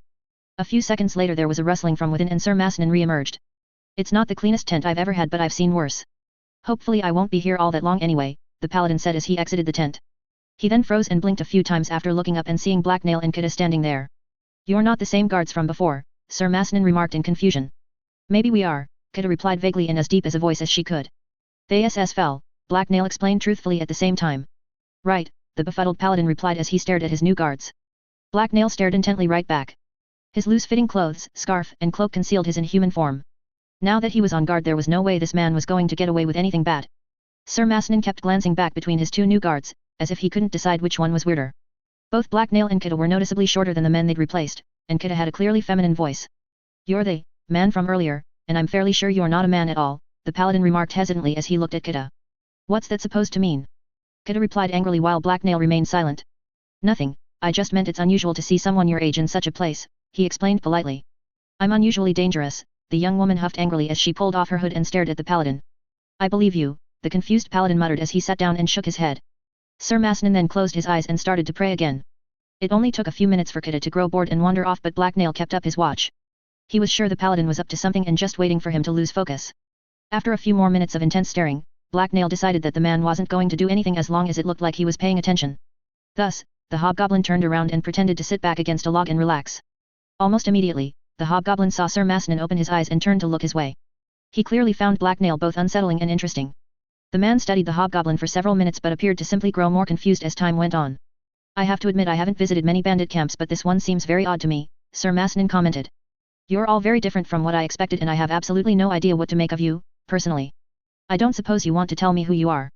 I'm watching SSU, a slightly insulted Black Nail hissed as he sat back up and glared at the paladin. He was going to say more but stopped when he heard the sound of footsteps approaching. A few seconds later his master appeared and gave the hobgoblin a surprised look. He clearly didn't expect to see him there guarding the prisoner, but it was the paladin he turned towards. Your friends are back and they've brought reinforcements. It's looking like there is going to be a fight, so we have to decide what to do with you, the old scout explained coldly. Sir Masnan rose from where he was sitting and stared back at Cedar. As they glared at each other the paladin's left hand inched towards his empty scabbard but then stopped and disappeared into a pocket at his waist. Playing with fire 5. Black Nail reacted quickly to the fight brewing between the two men in front of him. He growled menacingly as he pulled himself to his feet and reached for the pommel of his blade. The hobgoblin's cloaked body was tense and hunched over as he readied himself to spring forward. Sir Masnan threw a startled look the hobgoblin's way at the unexpected noise, and he hesitated. His eyes tore themselves away from Cedar and tried to peer past Black Nail's heavy clothes without success. Unnerved, the paladin hesitated and then turned back to the old scout. Sir Devos is a young fool, the paladin muttered as he reluctantly let his hands drop to his sides. If he is truly attacking you and your compatriots, then it's his own folly, although I fear I have been caught up in it. Black Nail smiled proudly to himself. Obviously, he'd terrified the man into submission without even needing to fight. He sure was a scary warrior. He's got us all involved in this mess, Cedar huffed back. Now, come with me. Harad wants to see you. As Black Nail watched, the paladin nodded in agreement and then began to follow the older man. The hostility from moments before had yet to completely fade, though. Cedar kept one wary eye on the paladin while Black Nail glared suspiciously at the man's back as he followed. Cedar led Sir Masnan back through the camp and towards the entrance. There, Harad and her lieutenants were yelling orders at dozens of bandits that were running around. One of the outlaws near the chieftain had a trumpet and was signaling the call to arms. The annoyingly loud tones of the instrument filled the clearing and echoed off into the trees. Almost everyone seemed focused on the eastern entrance to the camp, so Black Nail peered in that direction as well. However, the long dusty road that ran through the forest looked empty. The hobgoblin grunted in annoyance. Hopefully this wasn't another stupid human waste of time. The trumpet was starting to give him a headache. How do you know Lord Strachan's men are on their way back? I don't see them, Sir Masnan asked. Cedar grunted in annoyance before answering. Harad had mounted scouts sent out to trail your friends the second they left. Apparently, they didn't go all that far. They picked up a few more men from the first village they crossed and then headed straight back here. Now, they're sitting up on the hill that lies down that road. It's just out of sight from here, Cedar explained. You must mean Dat's Hire. It's the village we stopped at yesterday. We left our supplies and some of our retainers there, the paladin commented. I know it was Dat's Hire. There aren't many villages left hereabouts and I've been to them all, Cedar replied scornfully. Before Sir Masnan could reply, Harad shouted in their direction. Come here, paladin, the bandit chieftain yelled as she motioned him closer. Mistress Harad, if my companions are really returning I need to talk to them. There is no reason for this to devolve into a fight, the paladin told her as he approached. That would be nice, Harad replied sarcastically. I didn't call you over to play peacemaker, though. If these damned idiots plan on charging to their doom I want you within arm's reach where I can keep an eye on you. I know you outnumber Sir Devos' force but they are trained and mounted knights, the paladin explained. Your victory is far from a sure thing and would undoubtedly cost you in blood and souls. It would be better for everyone involved if it didn't come to violence. You underestimate the options at my disposal, the bandit chieftain replied. I was quite happy letting you fancy high bloods leave unmolested but your friends had other plans. This my territory and you're intruding, so whether you like it or not there's going to be a fight, one I intend to win. If you let me talk to them I'm sure I can prevent any bloodshed. If they see I'm free to leave then they will turn around. This expedition's goal was to root out ghouls, the enemy of all mankind, not skirmish with bandits, Sir Masnan begged. Or, then I'd have one more enemy to worry about and unless I miss my guess you'd be more dangerous than any of the others, Harad countered angrily. The Order of Heliolustria rarely accepts anyone but the best and then they make sure their warriors are equipped with everything they might need to fulfill their duties, like elixir. I give you my oath that I wouldn't betray your hospitality, the paladin told her. Even when your compatriots are dying right in front of you. You'd do nothing? That's not a risk I intend to take, Harad replied with a scowl. Besides, even if Sir Devos leaves now he'll probably just be back later with more men and time to prepare. We've insulted him by existing, and he sees our deaths as a chance to build up his name. Sir Masnan sighed and looked frustrated but he didn't seem to have anything else to say. His shoulders hung loosely under the weight of both her words and his chainmail shirt. A sudden burst of activity got everyone's attention. The noise and movement around Harad had grown quieter while she had been talking to Sir Masnan but now it redoubled. The cause was obvious. It seems like they got their shit together, Harad growled as she stared down the road. A large formation of soldiers had appeared around the bend in the road and marched into sight. Black Nail had to squint to see that far but there was no mistaking who it was, the knights were back. In the front rode a large formation of mounted men. They were even more heavily armored than the last time Black Nail had seen them. Almost all of them had steel plate armor and helmets with visors that concealed their faces. Above them the flag of Lord Strachan waved and snapped in the wind. Behind the riders came a smaller formation of foot soldiers. Their armor was much lighter but they were still heavily armed. Some of them held spears while others had swords and round shields. There were definitely fewer of them than there were knights. Black Nail wasn't that good at counting so he wasn't sure of the exact number. After staring at his hands and wiggling his toes, he swiftly concluded that there were a lot more than 20, though. As bandits all around Black Nail rushed to prepare for battle, the horsemen suddenly charged forward and clouds of dust rose up behind them. Their horses' hooves pounded against the earth and roared like thunder as they closed in on the camp's entrance and the men guarding it. Everyone get to your positions, now. Harad suddenly roared as she waved her sword above her head. A good dozen bandits with spears had taken up position behind the wooden barrier that partially blocked the way into the camp. Alongside it, men were climbing up into the watchtowers and stringing bows. Black Nail's eyes went wide and his ears went flat against the back of his head as he watched the charging enemy. He was fairly far from the front line, but not nearly far enough. The knights were closing in quickly and they certainly didn't look like they expected the spearmen to stop them. Black Nail was rather sure he agreed with them. The speeding wall of steel, horseflesh, and drawn blades terrified him. Something seemed to be squeezing his heart and stifling his breath. The hobgoblin quickly looked around. While he had been focused on the enemy, almost all his tribesmen had wandered off. Only a terrified-looking kiddo was left, and she wasn't good for anything. Cedar had somehow ended up off to one side with a squad of archers. Harad, Red Dog, and the paladin were now surrounded by the chief's bodyguards and headed towards the center of the camp. Black Nail wasn't sure where he was supposed to go. Suddenly, there was heavy crashing sound which was swiftly followed by screams as the knights slammed into the barricade and then blew right through it. Uh-oh, that wasn't good. The riders were now barreling straight toward Black Nail, so the hobgoblin decided to retreat in an orderly fashion. Eek! He squeaked in unrestrained terror as he fled as quickly as he could. There was no way he was going to stay back there. That furious stampede of horses would crush him into paste. Their riders also looked sort of dangerous. The hobgoblin hesitated only for the split second it took to push Kida and get her moving as well before dashing off the road. The stupid woman had been in his way. As they broke into the clearing, the charging rides were greeted by a hail of arrows from bandits positioned at the edge of the woods. Almost instantly, the knights' formation split into two and accelerated out of the way. The knights avoided most the arrows and the rest failed to penetrate their armor. However, their sudden course change meant they were no longer directly headed towards Black Nail and Kida. The pair kept running, though. At least one of them wasn't stupid. Behind them, the enemy footmen charged into the remaining bandits at the broken barricade. A melee broke out as the two sides began fighting for control of the entrance to the camp. The bandits there were outnumbered and were steadily giving ground until a large group of reinforcements detached themselves from the woods and rushed over. The new group of outlaws smashed into the side of the soldiers and the fighting intensified. The two formations of horsemen were rampaging through the camp now. They had split up and headed in different directions, but they were now circling around to meet back up. The speed and weight of their mounts made them seemingly unstoppable. They rode through the camp unopposed, trampling tents and cutting down stragglers as they moved. Harad and Red Dog had reached the center of the camp and had joined up with more of her men. Her house and several sturdy timber buildings guarded their flanks. So far, the knights were sticking to the outside of the camp where the buildings were thinner and their path was clear. A minute later, a gasping hobgoblin made his way over there as well, with a still shocked Kida right behind him. As Black Nail leaned against a building for support, he spotted several of the band's horses off to one side. They were tied up and didn't seem like a threat, but he kept an eye on them anyway, in case they decided to join their fellows in trying to kill him. You couldn't trust horses. We can't form up and launch a counterattack with them charging around like that. We need to slow them down, Red Dog cursed. Harad frowned and turned to her left where Mahedium was standing. I don't suppose you've gotten something impressive hidden up your sleeves? Harad asked the mage. Mahedium took a moment to study the nearest group of riders that were tearing their way through the camp. It depends. I could try and hit them with some force bolts, but unless they're headed straight for me, then I'm unlikely to be very accurate. I would end up wasting a lot of valuable crystals for little gain. As for fire, it's a bad idea if you don't want me to burn the camp down, Mahedium replied reluctantly. What about slowing them down? Can you create some mud or freeze the ground? Red Dog asked the mage. I've seen that kind of thing work before. Unfortunately, I don't have the correct tools or components to use such a strategy, Mahedium admitted.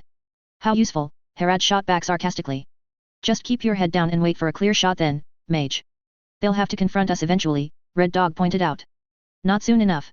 I'm going to go out and meet them. Be ready to attack when I've stopped them, Harad told him.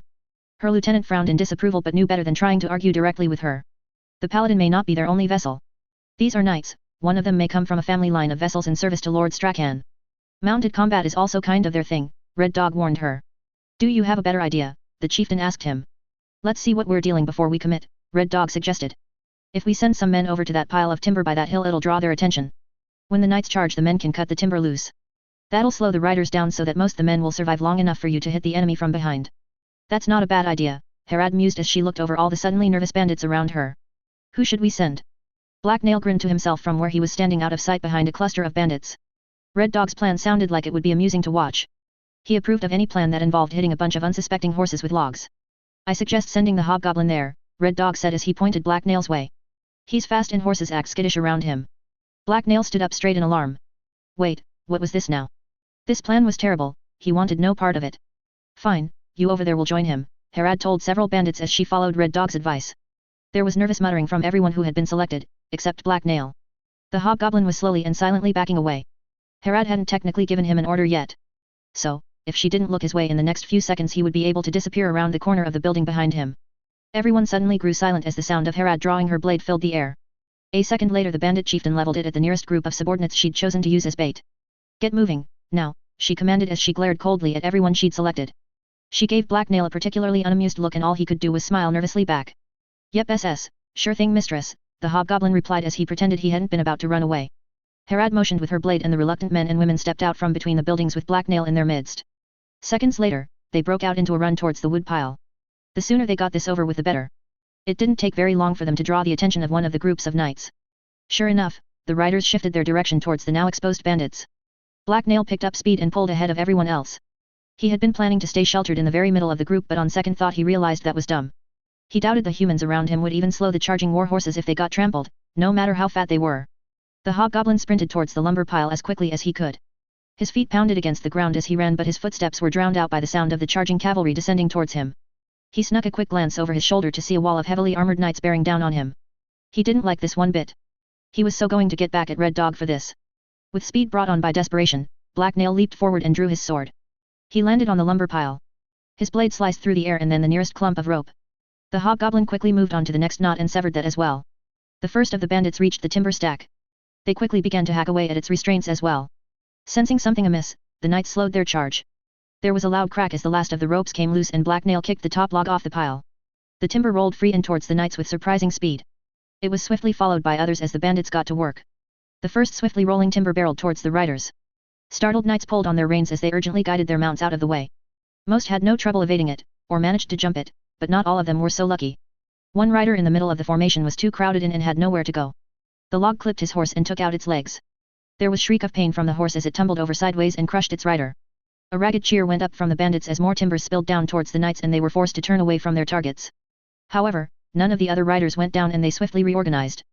The bandits started pushing more logs down to keep them away, but the knights split up and encircled their targets. Infuriated by the loss of their comrade, they drove their mounts forward towards the sides of the timber pile that remained clear of falling timber.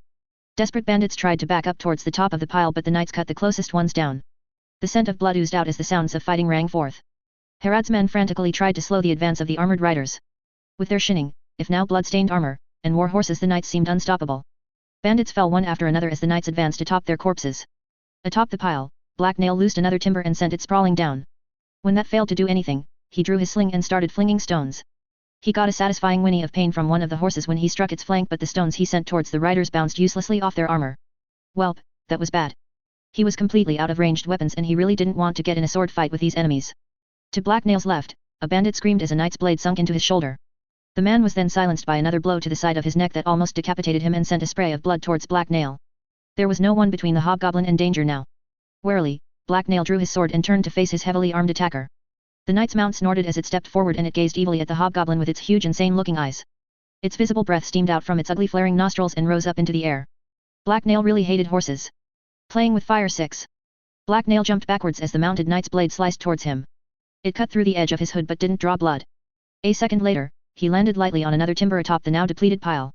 His landing wasn't perfect, though. The hobgoblin let out a surprised grunt as his back hit that of another bandit. The man shrieked in alarm as he was sent sprawling down to the ground. The unlucky bandit was then promptly trampled to death by the attacking knight's horses. Black Nail winced at the sight. Oops, it was getting kind of crowded up here. More and more of Harad's men were retreating up what was left of the stack of logs.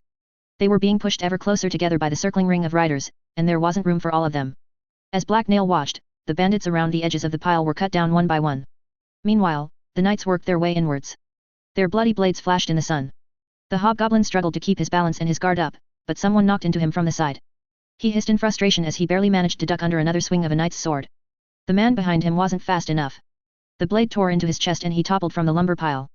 Beneath his feet, Black Nail spotted a gap between a pair of logs. He let the people around him worry about the knights for a second as he kept his head down and examined it. It was too small for most humans, but they were all fat anyway. Black Nail on the other hand was healthy and thin. If he squeezed through there it looked like he could work his way deeper into the pile and hide.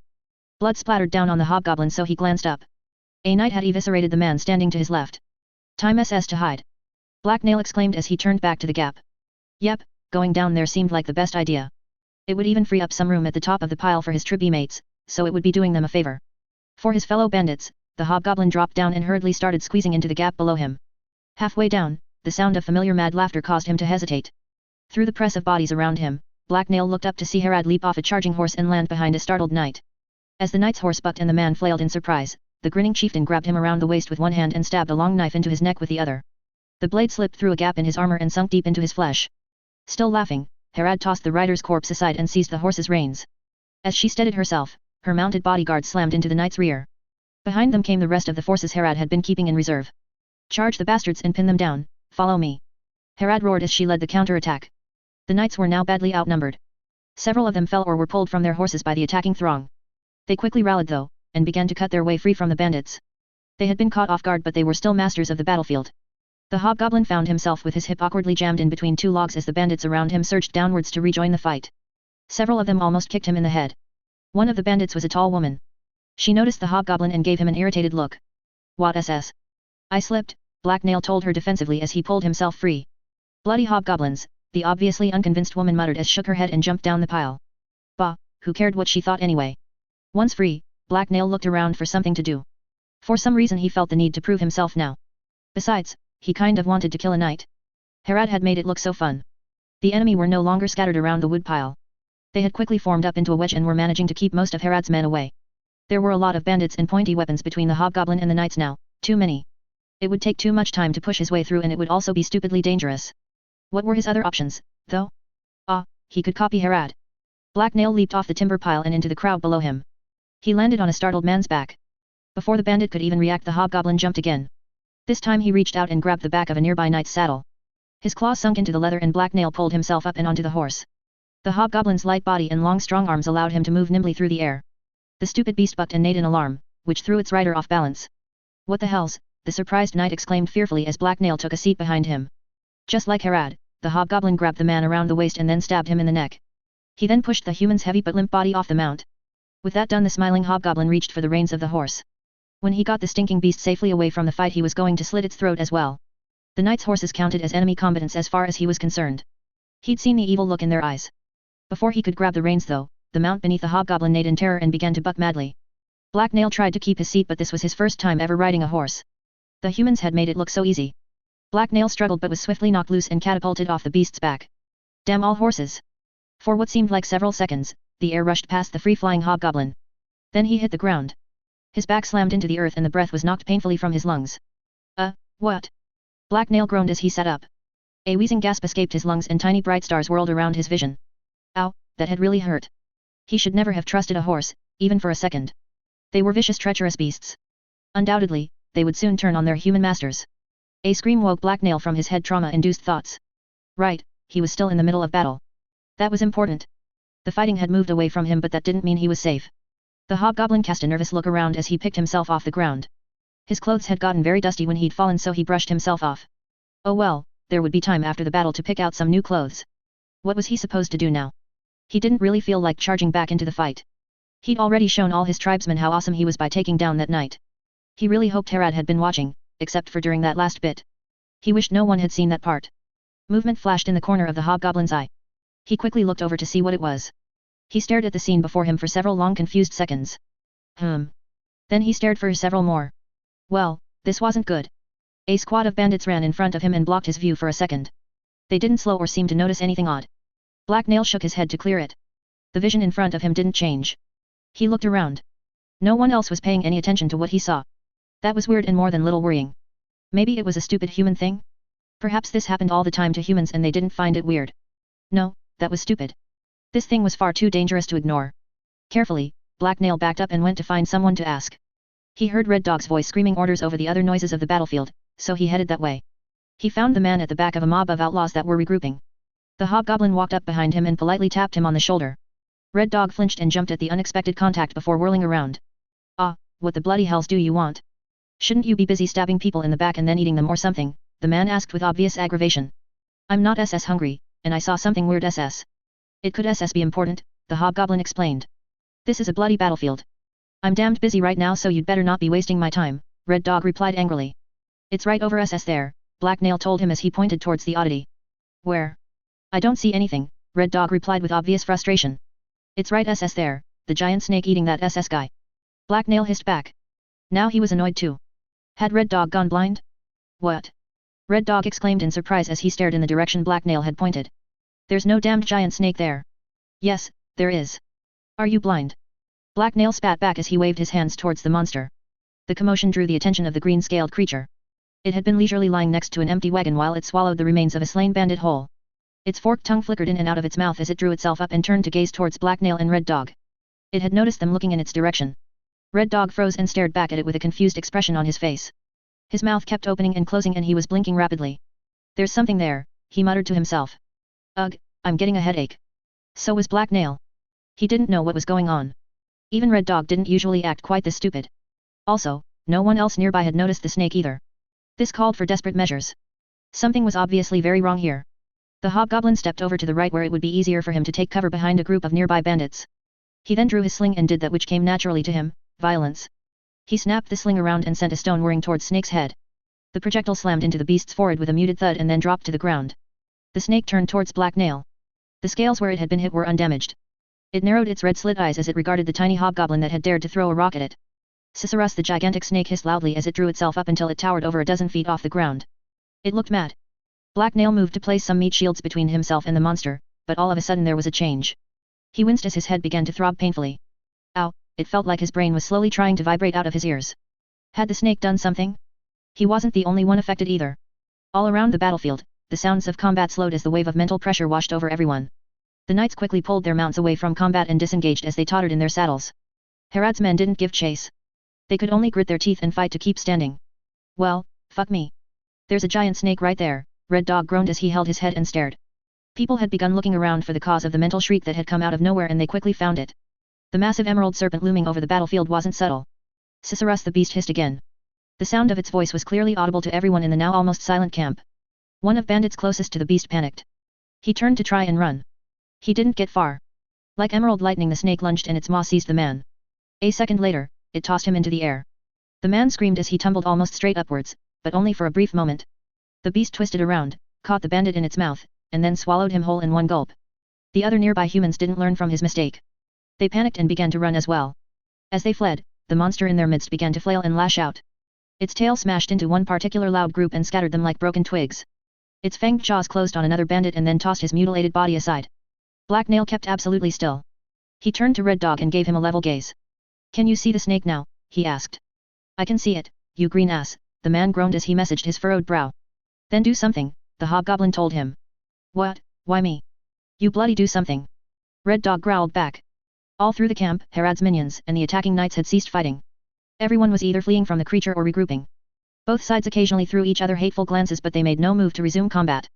I did do something, I'm helpful like that, Black Nail told Red Dog matter-of-factly. I hit it with a rock and now you can see it. You can thank me later. Now it's your turn to do something. Ugh, damnation, my head feels like a smith's anvil, Red Dog complained. Helpful my ass, this is probably all somehow your fault. You bring this company nothing but trouble.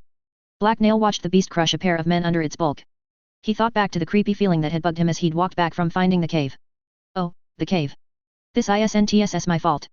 It's probably yours, the hobgoblin replied defensively. Both he and Red Dog kept a watchful eye on the rampaging monster. For now it seemed to be heading away from them. Why would it be my fault? Red Dog remarked as his face grew flush with anger. Because you smell funny all the time, that's why, Black Nail accused him. I don't smell funny, the bandit exclaimed furiously. How would you even know? You have a useless human nose, the hobgoblin countered. Before either of them could say anything else they were startled by shouting from off to one side. Black Nail looked over to see that most of the knights had regrouped into one large formation well away from any of the bandits. Now you face your doom, you baseborn scum, Sir Devos yelled from the front of the group of knights. You have abandoned your loyalty to your good lords and turned against your fellow men. The gods have seen your evil ways and sent this terror to aid us in our quest to wipe you from the face of the earth. Once it is done feasting on your corpses we will ride the last of you down like dogs. What an asshole, I hope someone guts him like a fish, Red Dog remarked as he studied the knight.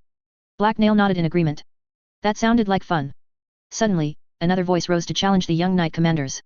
It was Sir Masnan. His steel war helm once again concealed his face and he had somehow reacquired his sword. It hung from the scabbard at his side. Cease this foolishness, Sir Devos, the paladin roared. This battle is nothing but an extension of your arrogance and all the lives lost here shall weigh down your soul. Now you even speak of turning the rampage of a foul mutant to your own advantage. Where is your honor? You are the fool here, Sir Masnan, the other knight replied. Why do you turn your blade from these criminals? They are honorless thieves and killers who prey upon the weak. The lands of men will be a better place once I have killed them all. Certainly, there will be fewer widows weeping for honest men. Be that as it may, it is not my duty to slay men and women. I am charged by Holy Writ to pursue the forces of darkness wherever they may be found and to take no side in the struggles of men while I work. You were seconded to me and that means you swore to do the same while at my side, the paladin countered. This is not politics and these are not some foreigners with which we are in dispute. They are nothing but rabble to be crushed, Sir Devos exclaimed angrily. That is not your decision to make, it is mine. Now my duty is clear. Darkness has once again risen before me and I must test my blade against its serpent. You should remember your oaths and aid me, the paladin announced as he let his gaze slide over the knights. His stare was harsh enough that several of the riders flinched but none broke rank and came to his side. With a regretful sigh the paladin turned from his former companions and faced the rampaging serpent. That was when Mahedium and Herad stepped out from a nearby crowd. The mage aimed his staff, and before any of the knights could react a furious explosion tore through their formation. It incinerated Sir Devos first, he died instantly, and then its flames reached out and tore into the men around him. A dozen knights staggered and fell as their mounts screamed inhumanly high. Black Nail smiled as the scent of roasted horseflesh reached his nostrils. It was nice of him to line them all up like that, Herad remarked as she walked forward with a small group of spearmen at her side. Playing with fire 7. Sir Masnin drew his sword and spun towards Herad's voice. Behind him, the remaining knights reeled in shock from the fiery explosion that had torn through their ranks. They had to fight to keep their terrified mounts under control. The knights were now leaderless and it showed. Several of them looked like they wanted to try and charge Herad's mage before he could strike again, while others were pulling back towards their militia at the entrance to the camp. That was not necessary, Sir Masnin growled at the bandit chieftain. The paladin had one hand firmly planted on his sword hilt and looked ready to draw it at any second. His usually calm face betrayed barely contained rage. Of course it was. The leader of those men just publicly announced his intent to attack me from behind when I tried to deal with the beast in our midst, Herad replied scornfully. There's no reasoning with a man like that and I don't have the time to try. I'm not without mercy though, so I'll let the others live if they're out of my camp within the next minute, the bandit chieftain added a second later in a louder voice that was clearly meant for more than just Sir Masnin's ears. The knights were certainly close enough to hear her. They had managed to form back up but had yet to attack or retreat. Herad's words washed over them and were apparently enough to make up their mind, they broke and retreated. Leaving their dead behind, they swiftly rode towards the road and the men they had left there. Now, shall we deal with the latest horror the deep green has spat up? I believe it's your holy duty, Herad told the paladin smugly. You expect me to fight by your side, he remarked with indignant surprise. That's up to you, but I'm sure that if this serpent escapes from here it's going to kill a lot of innocent peasants and such, not to mention any wounded knights left behind, the bandit chief pointed out. Very well, as long as you allow all Lord Stricken's men to retreat unharmed, the paladin replied as he ground his teeth in frustration. Herad nodded and then yelled, Mage, the beast now. This headache is getting very annoying. Immediately, Mahedium turned and unleashed another shimmering blast. This time it was aimed at the serpent. It was snapping at a squad of sluggish-looking spearmen when the magic slammed into its side. Flame washed over the monster's emerald scales and all around it. The serpent's head twisted around under the impact, but a second later it righted itself and turned towards the mage. Curls of flame still hung in the air, but the monster lunged through them with lightning speed. Cicerus, the massive serpent screeched as it blasted through the few spearmen between itself and the mage. Mahedium's face went white with terror but he dropped to one knee and tried to line up another shot. The monster was speeding towards him far too fast for him to be able to run. Another gout of flame burst from his staff just as the creature was about to hit him. The serpent saw it coming and tried to dodge aside. The blast glanced off the side of its head. Again, the beast was knocked backwards and this time its momentum was lost. It was now only 24 feet from the terrified mage though, and it recovered almost instantly. That was all the time Herad needed. At full sprint, she leaped under the beast and stabbed upwards towards its exposed throat with a spear. The tip of the weapon sank several inches into flesh and then she rolled away without it. Behind her, a squad of bandit spearmen moved up to help. Their movement still looked slow but they rushed into the gap between the serpent and the kneeling mage. The serpent hissed again and Herad had to dodge a lash of its tail. The monster slithered backwards slightly and tried to focus on Herad, but then Sir Masnin attacked. He stepped forward and slashed at the side of the gigantic snake's neck. True to his word, the paladin had joined the fight. The armored warrior's blade parted the scales on the beast's neck and drew blood, but only barely. Surrounded by enemies and with its target out of reach, the serpent began to flail about madly. One unlucky bandit was sent flying by a wild lash of its tail. The others quickly fell back. Meanwhile beside Black Nail, Red Dog decided on a course of action and started running towards Mahedium. The hobgoblin followed him. It seemed like a good way to look busy without putting himself in danger.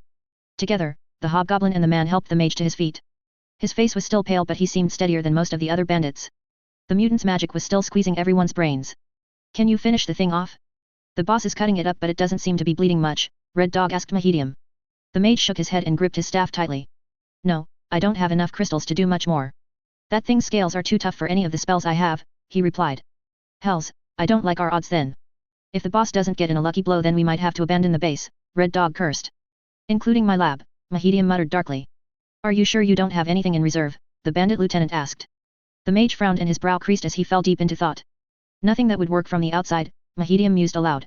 But if we targeted a weak spot, maybe poison? No wait, the flawed gems.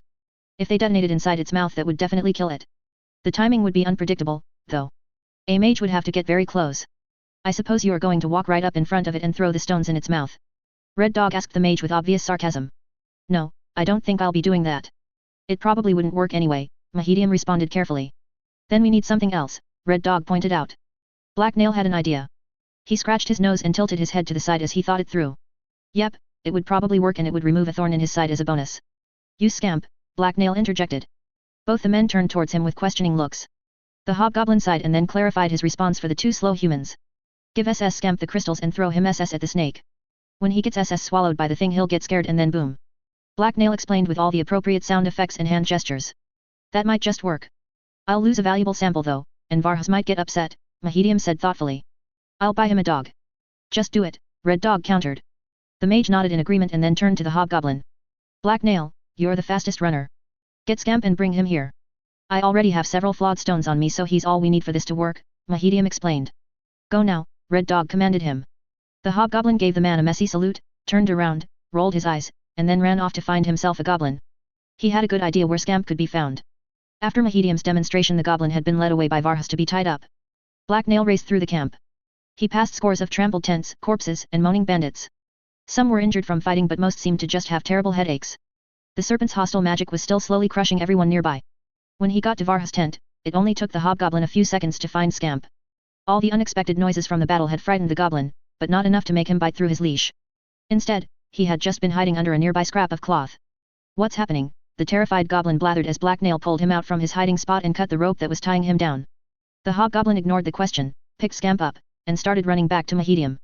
The surprised goblin was momentarily limp in his arms. Up ahead, Herat and the others were still struggling to keep the serpent at bay. It twisted and writhed across the ground as it struck out at any nearby humans. It hadn't managed to hit Herad nor Sir Masnan yet but the bodies of several other bandits littered the ground. I've got him. Black Nail announced as he reached the mage and brandished the goblin up above his head for everyone to see. Let me down. Scamp wailed as the hobgoblin held him tight.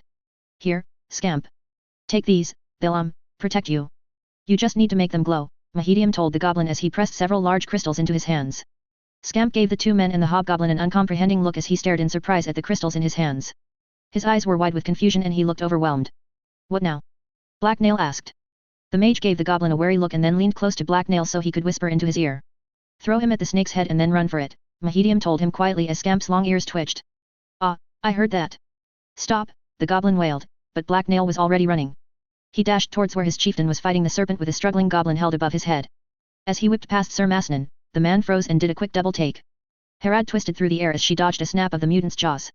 The snake pulled back and coiled itself up in preparation to strike again. Herad brought her blade up into a guard as she readied herself for another strike. Her spearman leapt forward to help. The serpent ignored the vessels for a second and turned towards the bandits supporting them. Its eyes drifted across the spearmen, and those unwise enough to meet its searing gaze fell screaming. One man curled up on the ground and started weeping while cradling his head. A wailing woman began to gouge her own eyes out with her fingers, until a pale-faced man beside her knocked her out with a blow to the back of the head.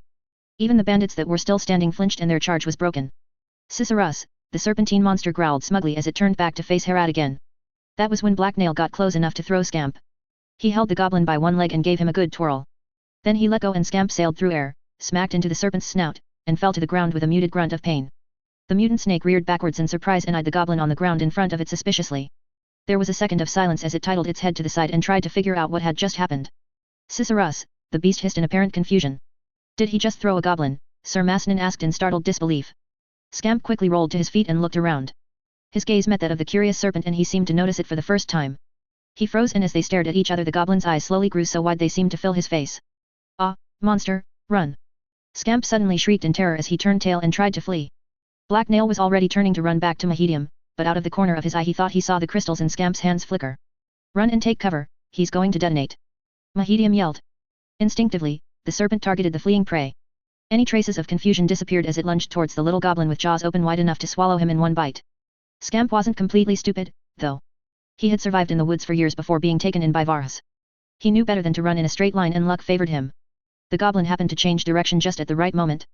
The beast's attack missed and caught empty air. Its scaled bulk whipped past Scamp without harming him. The serpent hit the ground, turned one yellow eye towards the goblin, glared at it in annoyance, and then shifted its weight to strike again. Scamp turned to see what had happened. He met the serpent's gaze, shrieked again, panicked, and then threw the contents of both his hands at its closest eye before turning to run again. One of the flickering crystals caught the serpent's eye. Its long forked tongue flicked out and grabbed it. A second later, the mana stone disappeared into its mouth. Black Nail kept running. Behind him, all the slow humans were starting to do the same. Several long seconds went by as everyone fled from the serpent. The beast had pulled itself up to its maximum height and was hissing in triumph. No one was fighting it anymore. Mahedium and Red Dog were already sheltering behind a small pile of crates. The mage was peering out around the side to see what was happening. A few more seconds went by. The hobgoblin raced past them without slowing down. Mahedium began to look confused when nothing happened. Hey, I thought that would work, the mage commented with obvious disappointment. The goblin must have fucked things up, he didn't even get eaten right, Red Dog muttered darkly beside him. Black Nail tentatively slowed down. He was probably safe from any blast at this distance, if there was even going to be one. Black Nail suspected Mahedium wasn't very good at magic. He was always whining about not HAV. Crack. The air ruptured.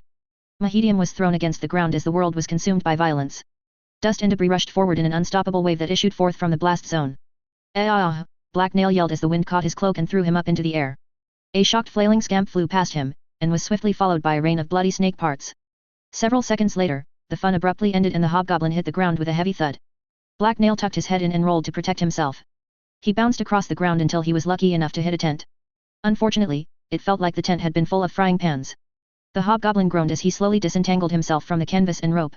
His head was ringing like a bell and his ears had popped, but Black Nail got unsteadily to his feet and looked around. No one else nearby was still standing.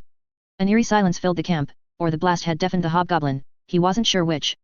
A crater now dominated the space the mutant serpent had filled. A scattering of scaly meat bits littered the ground around it, several of the pieces were on fire. The last dozen feet of the snake's tail lay to one side of the crater. It was a burnt and blasted wreck. Did we kill it? Red Dog asked from behind the barrel, or at least that's what Black Nail read from his lips. I think it's dead, the hobgoblin yelled in reply as he surveyed the blast zone. Bandits lay strewn across the ground. Most of them seemed alive though, judging by all the feeble movements they were making. The blast had simply knocked them off their feet. Red Dog peeked out from his hiding spot. A second later he got to his feet and brushed himself off. Mahedium copied him a few moments later. The damned headache is gone, that's for sure. Where's Herad? Red Dog asked cautiously. Right here, the bandit chieftain growled as she stalked over to him. She looked mad enough to chew nails, and a little worse for wear. Her armor was scratched and covered in dust and grime. Red Dog cringed away from the furious expression on her face. Behind her, Black Nail noticed Scamp's small form pick itself off the ground and dash madly away deeper into camp. Hey, the little thief was tougher than he looked. What in the name of all the gods was that? The bandit chieftain growled. Mahedium came up with a way to kill the beast, and it worked, her lieutenant quickly answered as the mage gave him an annoyed look. The hells, regardless of whether or not it worked, I dislike it when people start throwing around magical explosives. Especially when all the warning I get is a last-second heads-up, she responded with a snarl. We were planning to tell you, boss, Red Dog explained hurriedly. The hobgoblin just sort of ran ahead without asking. Hey, ISS just did as I was told. They made me do it.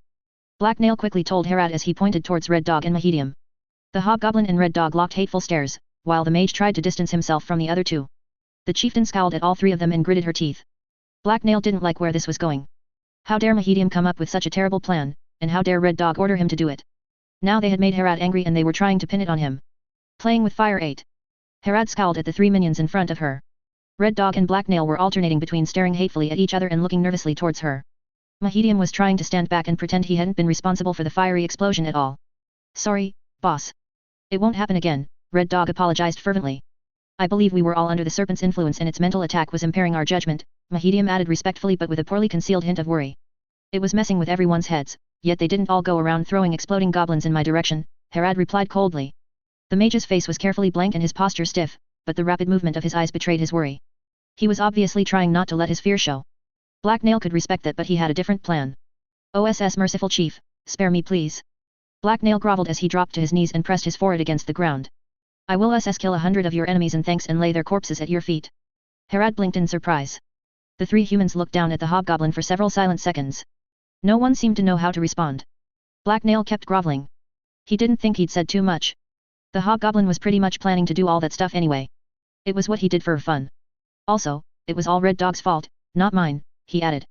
Hey, you little green liar, exclaimed the bandit lieutenant in question. The corner of Herad's scowl twitched. A second later, an actual smile broke across her face and she let out a snort-like chuckle. Red Dog shut up. Black Nail peeked up at her. He was fairly sure that meant she wasn't going to kill him. You're amazingly lucky your stupid plan worked so well, and that I can't afford to be rid all three of you, Herad announced. I've killed people I liked much more than you for far less. Thank you, boss, I'll make it up to you, Red Dog interjected quickly before anyone else could say anything. You're right about that, Herad replied. You owe me one for this, so how are you going to pay me back?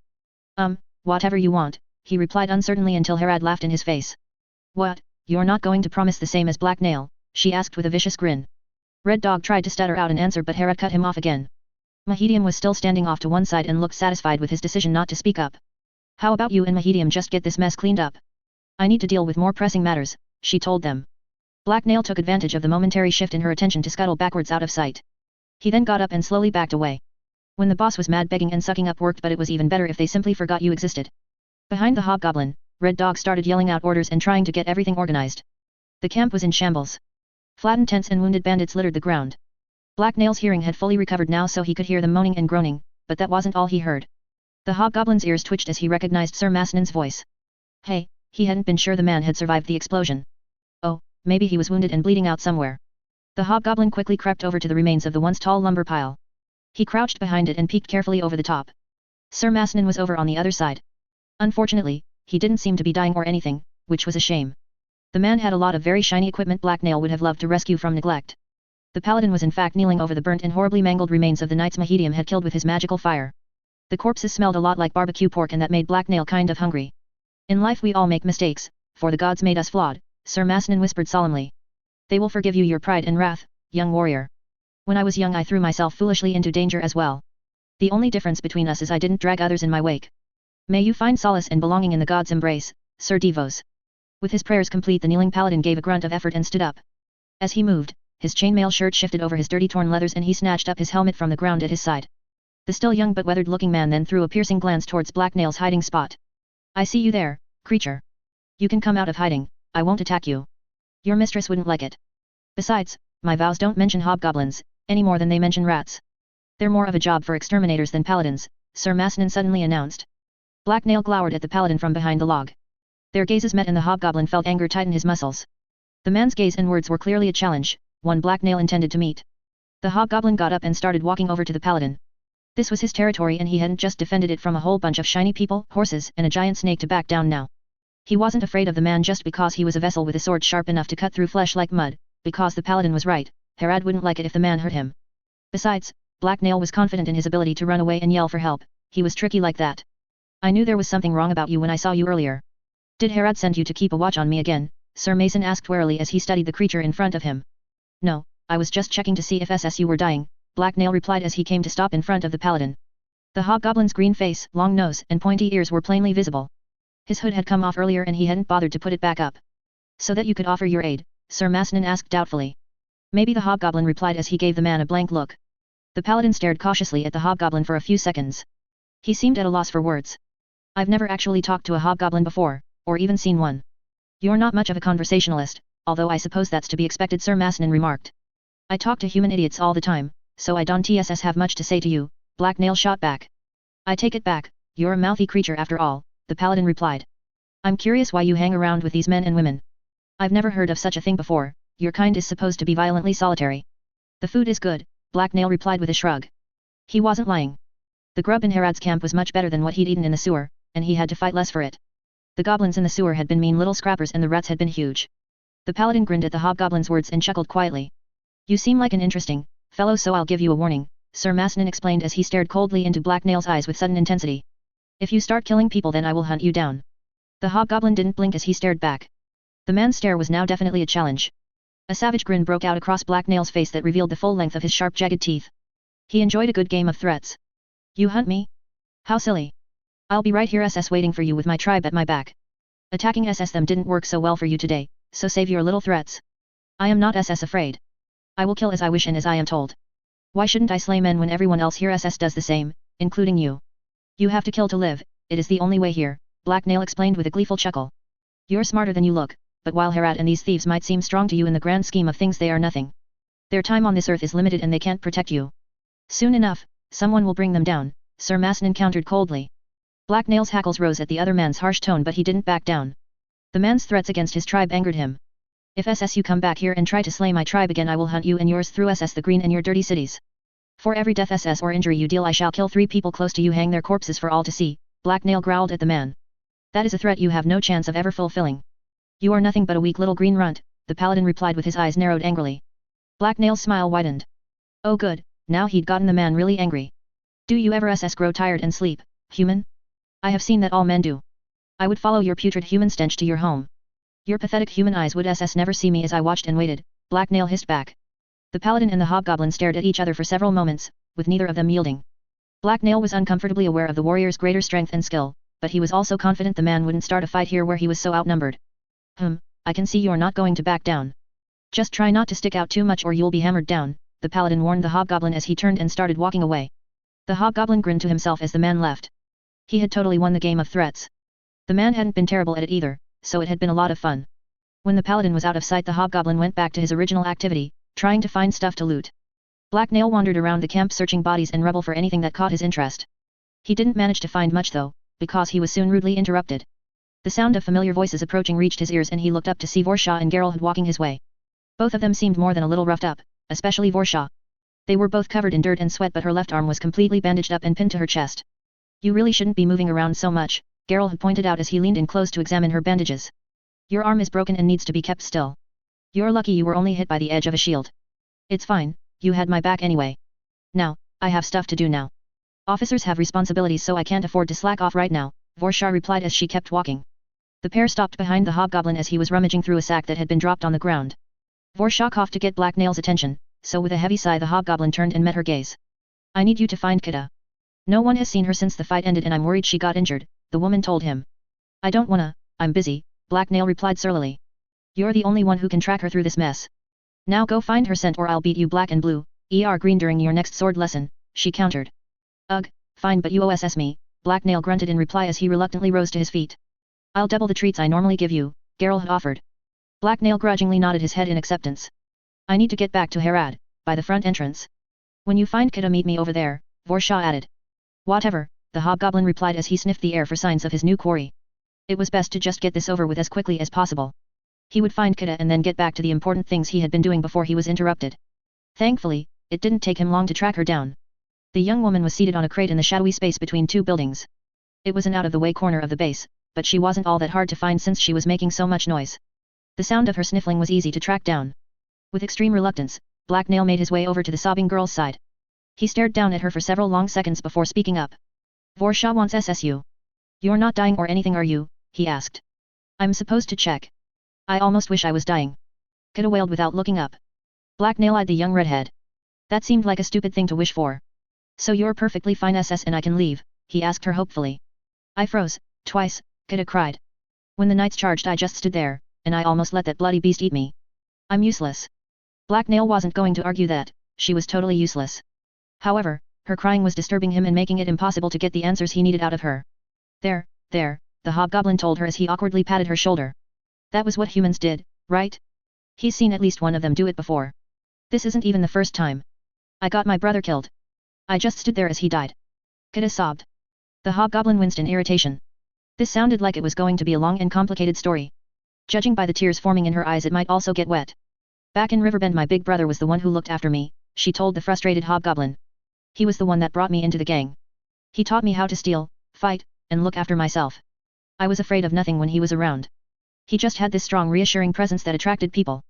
Black Nail looked around for someone who would care, but they were alone. Maybe he could just pick her up and carry her to Vorsha?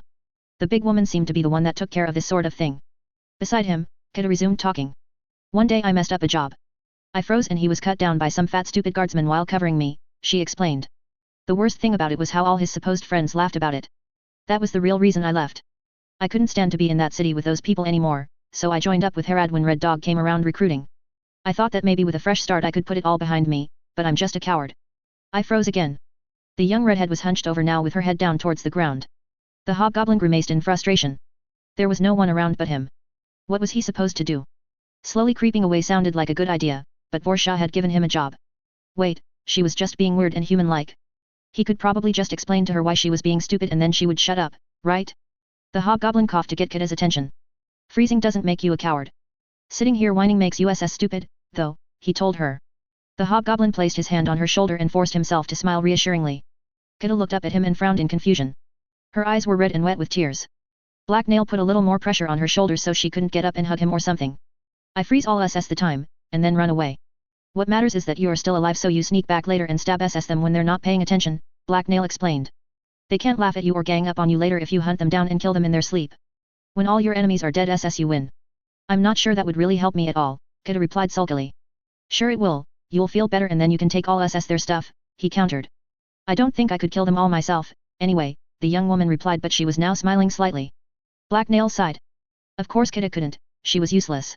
I'll do it then, he told her. Really, you'd do that for me? She asked in surprise. Sure, Black Nail replied as he shrugged. If it shut her up then he had no problem killing some people. Would Kida's enemies count as Herad's?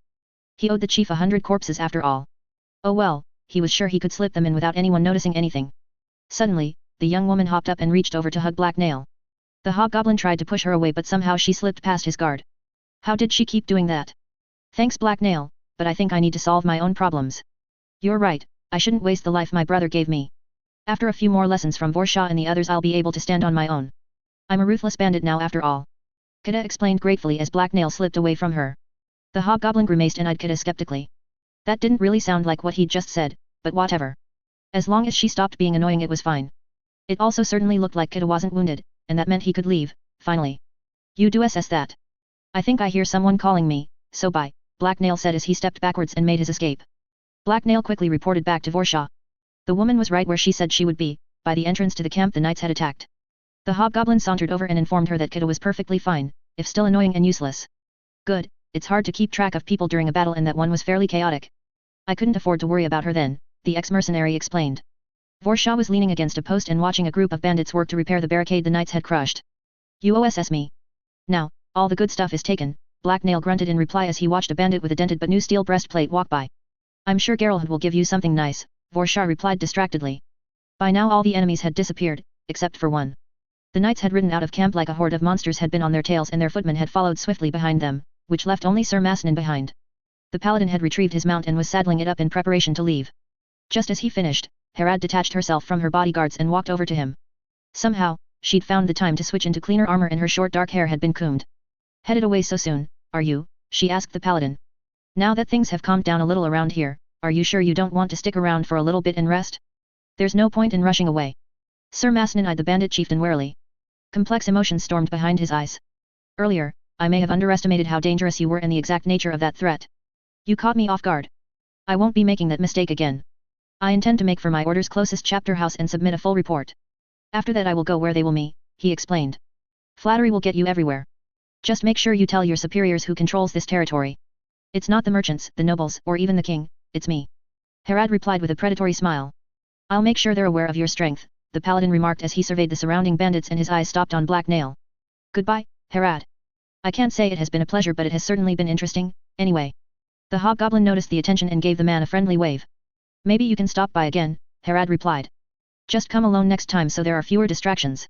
With only a vague nod for a reply the paladin jumped up into his saddle and started riding away. When he was gone Herad turned toward Vorsha. You stay here. I'm calling a meeting, she told the other woman. The bandit chieftain sent one of her bodyguards to round up her lieutenants. Cedar was the first to arrive. The old scout simply strolled up behind Black Nail without making a noise, much to the hobgoblin's surprise. Red Dog was the last to show up. It was blasted unlucky of us to get attacked by those knights and that mutant at the same time. The camp's a bloody damned mess. I imagine that this is going to slow down your plan, he grumbled as he walked over. Ha, unlucky? Things couldn't have worked out better. We just smashed the only mobile force the nobles in this area could send against us with minimal losses. Nothing short of a royal expedition will be able to force us away now. Herad announced. We lost more than a few good men and a lot of bad ones. I wouldn't call that a minimal loss, Vorsha countered. So what? We were in the middle of a recruiting drive anyway. All that means is that it will last a little longer and we will have one more victory to brag about, the bandit chieftain pointed out. So, you won't be delaying your trip to Dagger Point this winter? Cedar asked. No, in fact I'll be speeding my plans up. It's time to go for our enemies' throats, Herad answered confidently. Now that this base is secured it's even more important that I announce my claim to the other large outlaw bands. They need to know that if they move into my territory it will mean war. Can't you just send a messenger? Red Dog asked. No, some of those bastards would challenge me right away. I can't give them time to plan and work to undermine me. I need to be in Dagger Point where I can confront the other bandit captains directly and put them in their place, Herad replied. You won't be able to bring too many men with you if you want to hold this base. What happens if one of the other large bands takes up your challenge? Red Dog asked in concern. The bandit chieftain almost seemed to shiver in excitement. Her dark eyes suddenly gleamed madly, and her smile widened to show teeth as she regarded her underlings. In Dagger Point I'll be able to recruit real hardened bandits. Then, if anyone tries to stand in my way I'll paint the streets with their blood, and take their skulls as trophies, Herad replied gleefully. Black Nail smiled along with her. Herad was such a great chief. Defending the camp was important but it was always better to be the attacker. There were more things to take and it was easier to catch the enemy by surprise. He couldn't wait to feel the blood of his tribe's enemies run through his hands. Glorious days were coming and he was going to have such fun. Interlude, Study and Reflection. Servisa Mas Dahlia hurried down the busy stone halls of the heavenly spire. Classes had just been let out, so the halls were full of students in their plain grey robes, and the occasional teacher in their blue ones.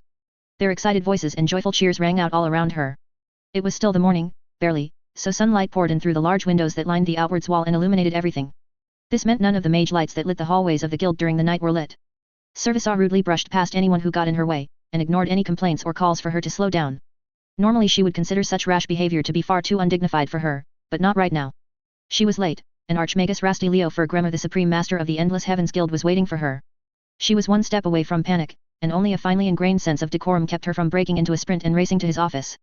It wouldn't do at all for a mere junior researcher like her to keep such a man waiting.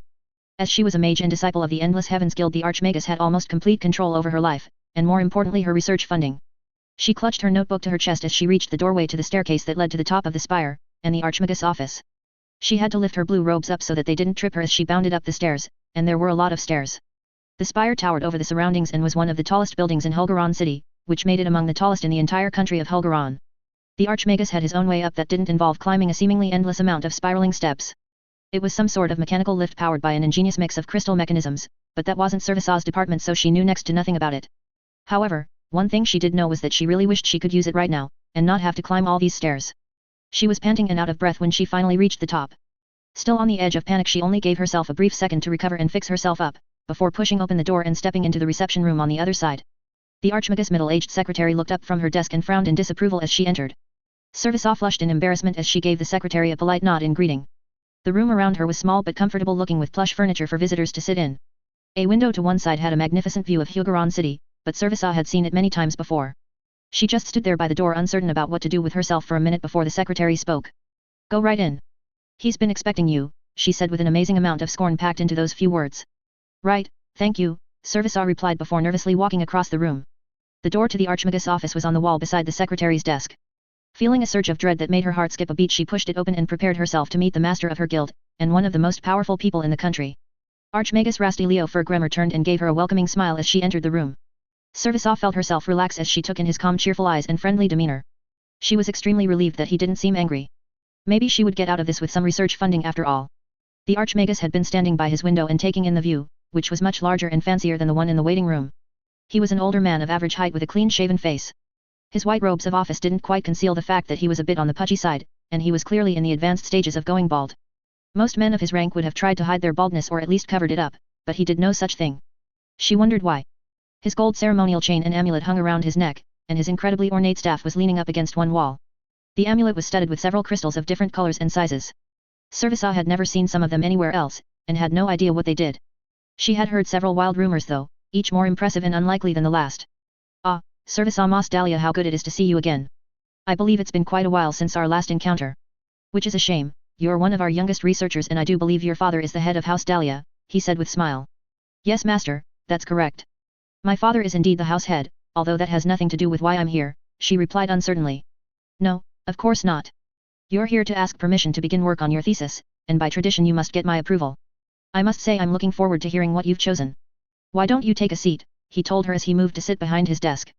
Feeling very relieved that he wasn't mad about being kept waiting a few minutes, Servisa returned the Archmagus' smile, and took the seat across from him.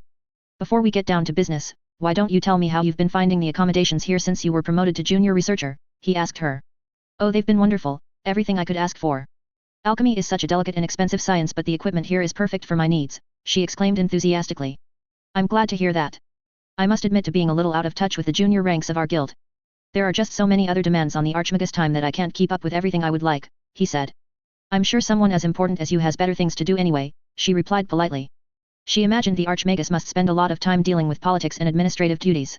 The guild had to constantly deal with the king, his court, merchants, and the other mage guilds. Idly, she wondered if he ever really had any time for research of his own, or if these interviews were as close as he got anymore. "Speaking of which, let's get down to the science, shall we? Why don't you tell me what your thesis is on?" he asked with a glimmer of enthusiasm in his eyes. "Yes, Archmagus, gladly. My chosen topic is entitled, A Study of Chromatic Variations in Natural Forming Hydrophilic Vital Crystals, and How They Relate to the Mineral Composition of Their Host or Deposits," she answered. "Oh, interesting. Chromatic variations are of course a highly studied area of research, as mages are always looking for new types of vital crystals. If we understand how the minerals a crystal absorbs as it grows affect its coloring, then we can better reverse engineer the process to clone existing samples, he mused aloud. Yes, and it might even help us understand how to use those vital crystals, or even how to tweak them to produce slightly different controlled effects, she added passionately. But why hydrophilic crystals? They are already a type of crystal our guild understands quite well. Why, I just received a report from the king about how useful our combat mages on the Teshuran front are for drying things out. I understand it can get quite wet there. In a pinch the spell can even apparently be used as a rather messy close-quarter weapon, he asked her. I wouldn't know anything about that. I'm the furthest thing from a combat mage imaginable, but I chose hydrophilic crystals because I had a recent breakthrough in that area, she replied. I haven't heard anything about this. What do you mean a breakthrough? He asked her excitedly from across the desk as his eyes narrowed with interest. Well, I was making some minute changes to the chemical composition of the nutrient solution for thermal crystals in my lab. Purely as a side project out of curiosity, you understand. I had just filled the glass incubation beaker up and introduced heat from the burner to speed the growth, when a thought occurred to me, she told him. I get the occasional thought myself, the Archmagus interjected jokingly. After a quick second of nervous thought, Servisa decided she was better off ignoring his remark, so she kept on speaking. As she explained her research, she grew more excited with every word until she was practically shaking. My thought was that there were many examples of opposite effects existing in monocrystals, and a statistically significant amount of the time one of the pair will be significantly darker than the other. Like heat-absorbing and heat-radiating crystals, for example. What if there was an exploitable pattern in this? She continued. Oh, very interesting, her audience of one mused. So, I went to the archive and begun to study the chemical differences between such pairs. Unfortunately, I didn't find anything concrete enough to serve as a general rule, but I did do some experimenting. A common difference between opposite effect pairs was the presence of higher concentrations of sulfur and lower amounts of nitrogen. After a series of rather exhaustive trials on several different monostone types, my idea bore fruit. I managed to reverse the effect of hydrophilic crystals and grow hydrophobic crystals instead, she exclaimed proudly. The Archmagus was silent for a few seconds and stared at Servisa with an unreadable expression. The junior academic began to grow nervous as she waited for him to say something. Had she said something stupid? That is some very impressive alchemy, young lady. It is very rare for me to be at a loss for words, but you managed it just now. You are a credit to our order, the white-robed man told her as he beamed proudly at her. Thank you, Guildmaster, I'm honored by your high praise, she replied happily, and with more than a little relief. To think you have not only discovered a new subcategory of crystal, but perhaps stumbled upon a new underlying principle as well. It is truly astounding. Although I must admit I'm currently at a loss for any practical purpose a hydrophobic crystal may serve, he said. Servisa's smile dimmed slightly, and she cringed in an embarrassed fashion. I'm sure someone will think of something. I mean, just off the top of my head, they could be used as rain shields or to keep things dry instead of just drying them out, she told him hesitantly. A chuckle escaped from between the Archmagus' lips, and his happy smile turned into an amused grin. You want to create a thaumaturgical umbrella? He asked her with unconcealed amusement. Yes. I mean no, she replied as her face turned beet red in embarrassment. The Archmagus was laughing at her. She wanted to crawl under her chair and hide. If only invisibility stones were a thing. Oh, I'm sorry, my dear, I didn't mean to upset you. You're truly a genius alchemist. It's just that I find the idea so very funny, he told her. Yes, Archmagus, the mortified woman said. Your work has the potential to be of great use to us. Some of the other mage guilds don't think very highly of us because we specialize in support magic, but magic isn't just about flashy nonsense or blowing things up. With young mages such as you in our ranks, it is our Endless Heavens Guild that shall have the last laugh, he told her proudly. Yes, Archmagus, the young researcher replied again. His high praise was making her blush in embarrassment. She couldn't take such high praise from such a great man. The Archmagus appeared to recognize her difficulty because he gave her understanding look. Now then, why don't you tell me some of the specifics? What were the exact changes you made to the nutrient solutions? He asked her. Immediately Servisa felt more comfortable and straightened up in her seat. She found herself eager to discuss the technical details of her work. The two of them discussed her discovery for a few more minutes before the guildmaster had to dismiss her so he could meet with someone else. Much to her relief, she was easily able to not only keep her research funding but actually secure more. Servisa was practically hopping with excitement as she passed the receptionist and descended the spire stairs. She had actually been praised by the Archmagus. She exited the stairwell, and made her way back out into the second-floor hall. Most the students from earlier had either gone home or were now busy in another class, so the hallway before her was almost empty and she could stride unimpeded down its length. Only the occasional strolling lecturer or staff was in sight, them and the mage guard. Usually she just ignored the mage guard. As usual, two of them were guarding the main entrance to the hall. Both were tall men and dressed in the white and blue hood and surcoats of their order. Swords hung from their waist, but their real weapons were the long mage staffs they held in their hands and the magical amulets on their chest. As a researcher, Servisa recognized the stones embedded within those items, and knew the forces they could call forth. They had the power to both protect the user and to lay waste to their enemies. The men themselves were nothing special though. They might be the elite among the combat mages, but they were still just muscle, and thus little better than the foot soldiers the guild trained for the king. They sprung from common stock, although she supposed they must have had at least a few connections to end up in the mage guard, instead of in the military. They were undoubtedly necessary, but they weren't real mages. Even if they had the mage gift and could burn mage stones to cast spells, they had no real understanding of what they did. They would be utterly useless without the real mages like her. She walked through the doorway between them without giving them a second glance. The guards didn't react to her presence at all, they remained unmoving and at attention. At least they were professional. She exited the building and entered the Heavenly Spire's main courtyard. She smiled as she took a deep breath of refreshing air and gazed at the lovely scenery around her. It never failed to cheer her up. Before her were dozens of ornamental gardens, which were full of countless colorful flowers that thrived in the warm weather of the capital. Exquisite marble statues rose from the center of the gardens, many of which were of various famous mages. Grey brick paths wound all throughout the area, and lovingly pruned trees provided shade for the people loitering on the lawn beneath them. In the center of the courtyard a large marble fountain was positioned. Pure water streamed forth from the center and up into the air, before coming down again in a graceful half-sphere. All in all, the courtyard was larger than many villages. Encircling the courtyard were several elegant multi-story stone buildings. Behind them small stretches were visible of the high wall and parapets that enclosed the campus and kept it isolated from the outside. The Heavenly Spire was almost a city within a city. Someone could live there and never have to leave, and Servisa knew many people did just that. Most of them had little choice in the matter. Servisa sighed as she walked over to the nearest bed of flowers. She didn't regret becoming a mage or a researcher. She loved her life, but it was not without its drawbacks. The mage guards she saw scattered around the courtyard did have one great advantage over her. They were allowed to leave the Heavenly Spire. Once someone was educated by the Endless Heavens Guild and entrusted with their secrets, they were never allowed to leave the guild keep without permission and an escort of mage guards. The secrets they possessed were simply too valuable. There were no shortage of factions and groups that would resort to kidnapping, torture, and even murder to get their hands on her or any other research mage.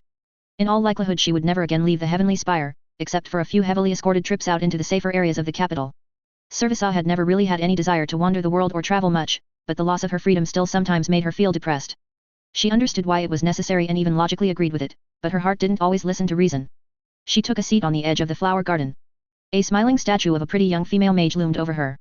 Servisa smiled up at the unpractical and revealing clothes the statue wore. She had never seen any of the other women in the guild wear anything like that. The sounds of laughter and good cheer filled the courtyard around her as she leaned down to smell the scent of the flowers beside her. Their sweet and honey-like fragrance filled her nostrils as she took a deep breath. It reminded her of home and of youthful days spent in her mother's reading room. She would undoubtedly never see it again. With a sigh, Servisa stood back up and started making her way to her office. She had a lot of work to do, and didn't have time to waste feeling melancholic. Her breakthrough was just that, an opportunity to dig deeper and work harder. As she came up to the faculty building, she threw one last look at the gardens and happy people behind her. At least the cage she had chosen for her life was very beautiful.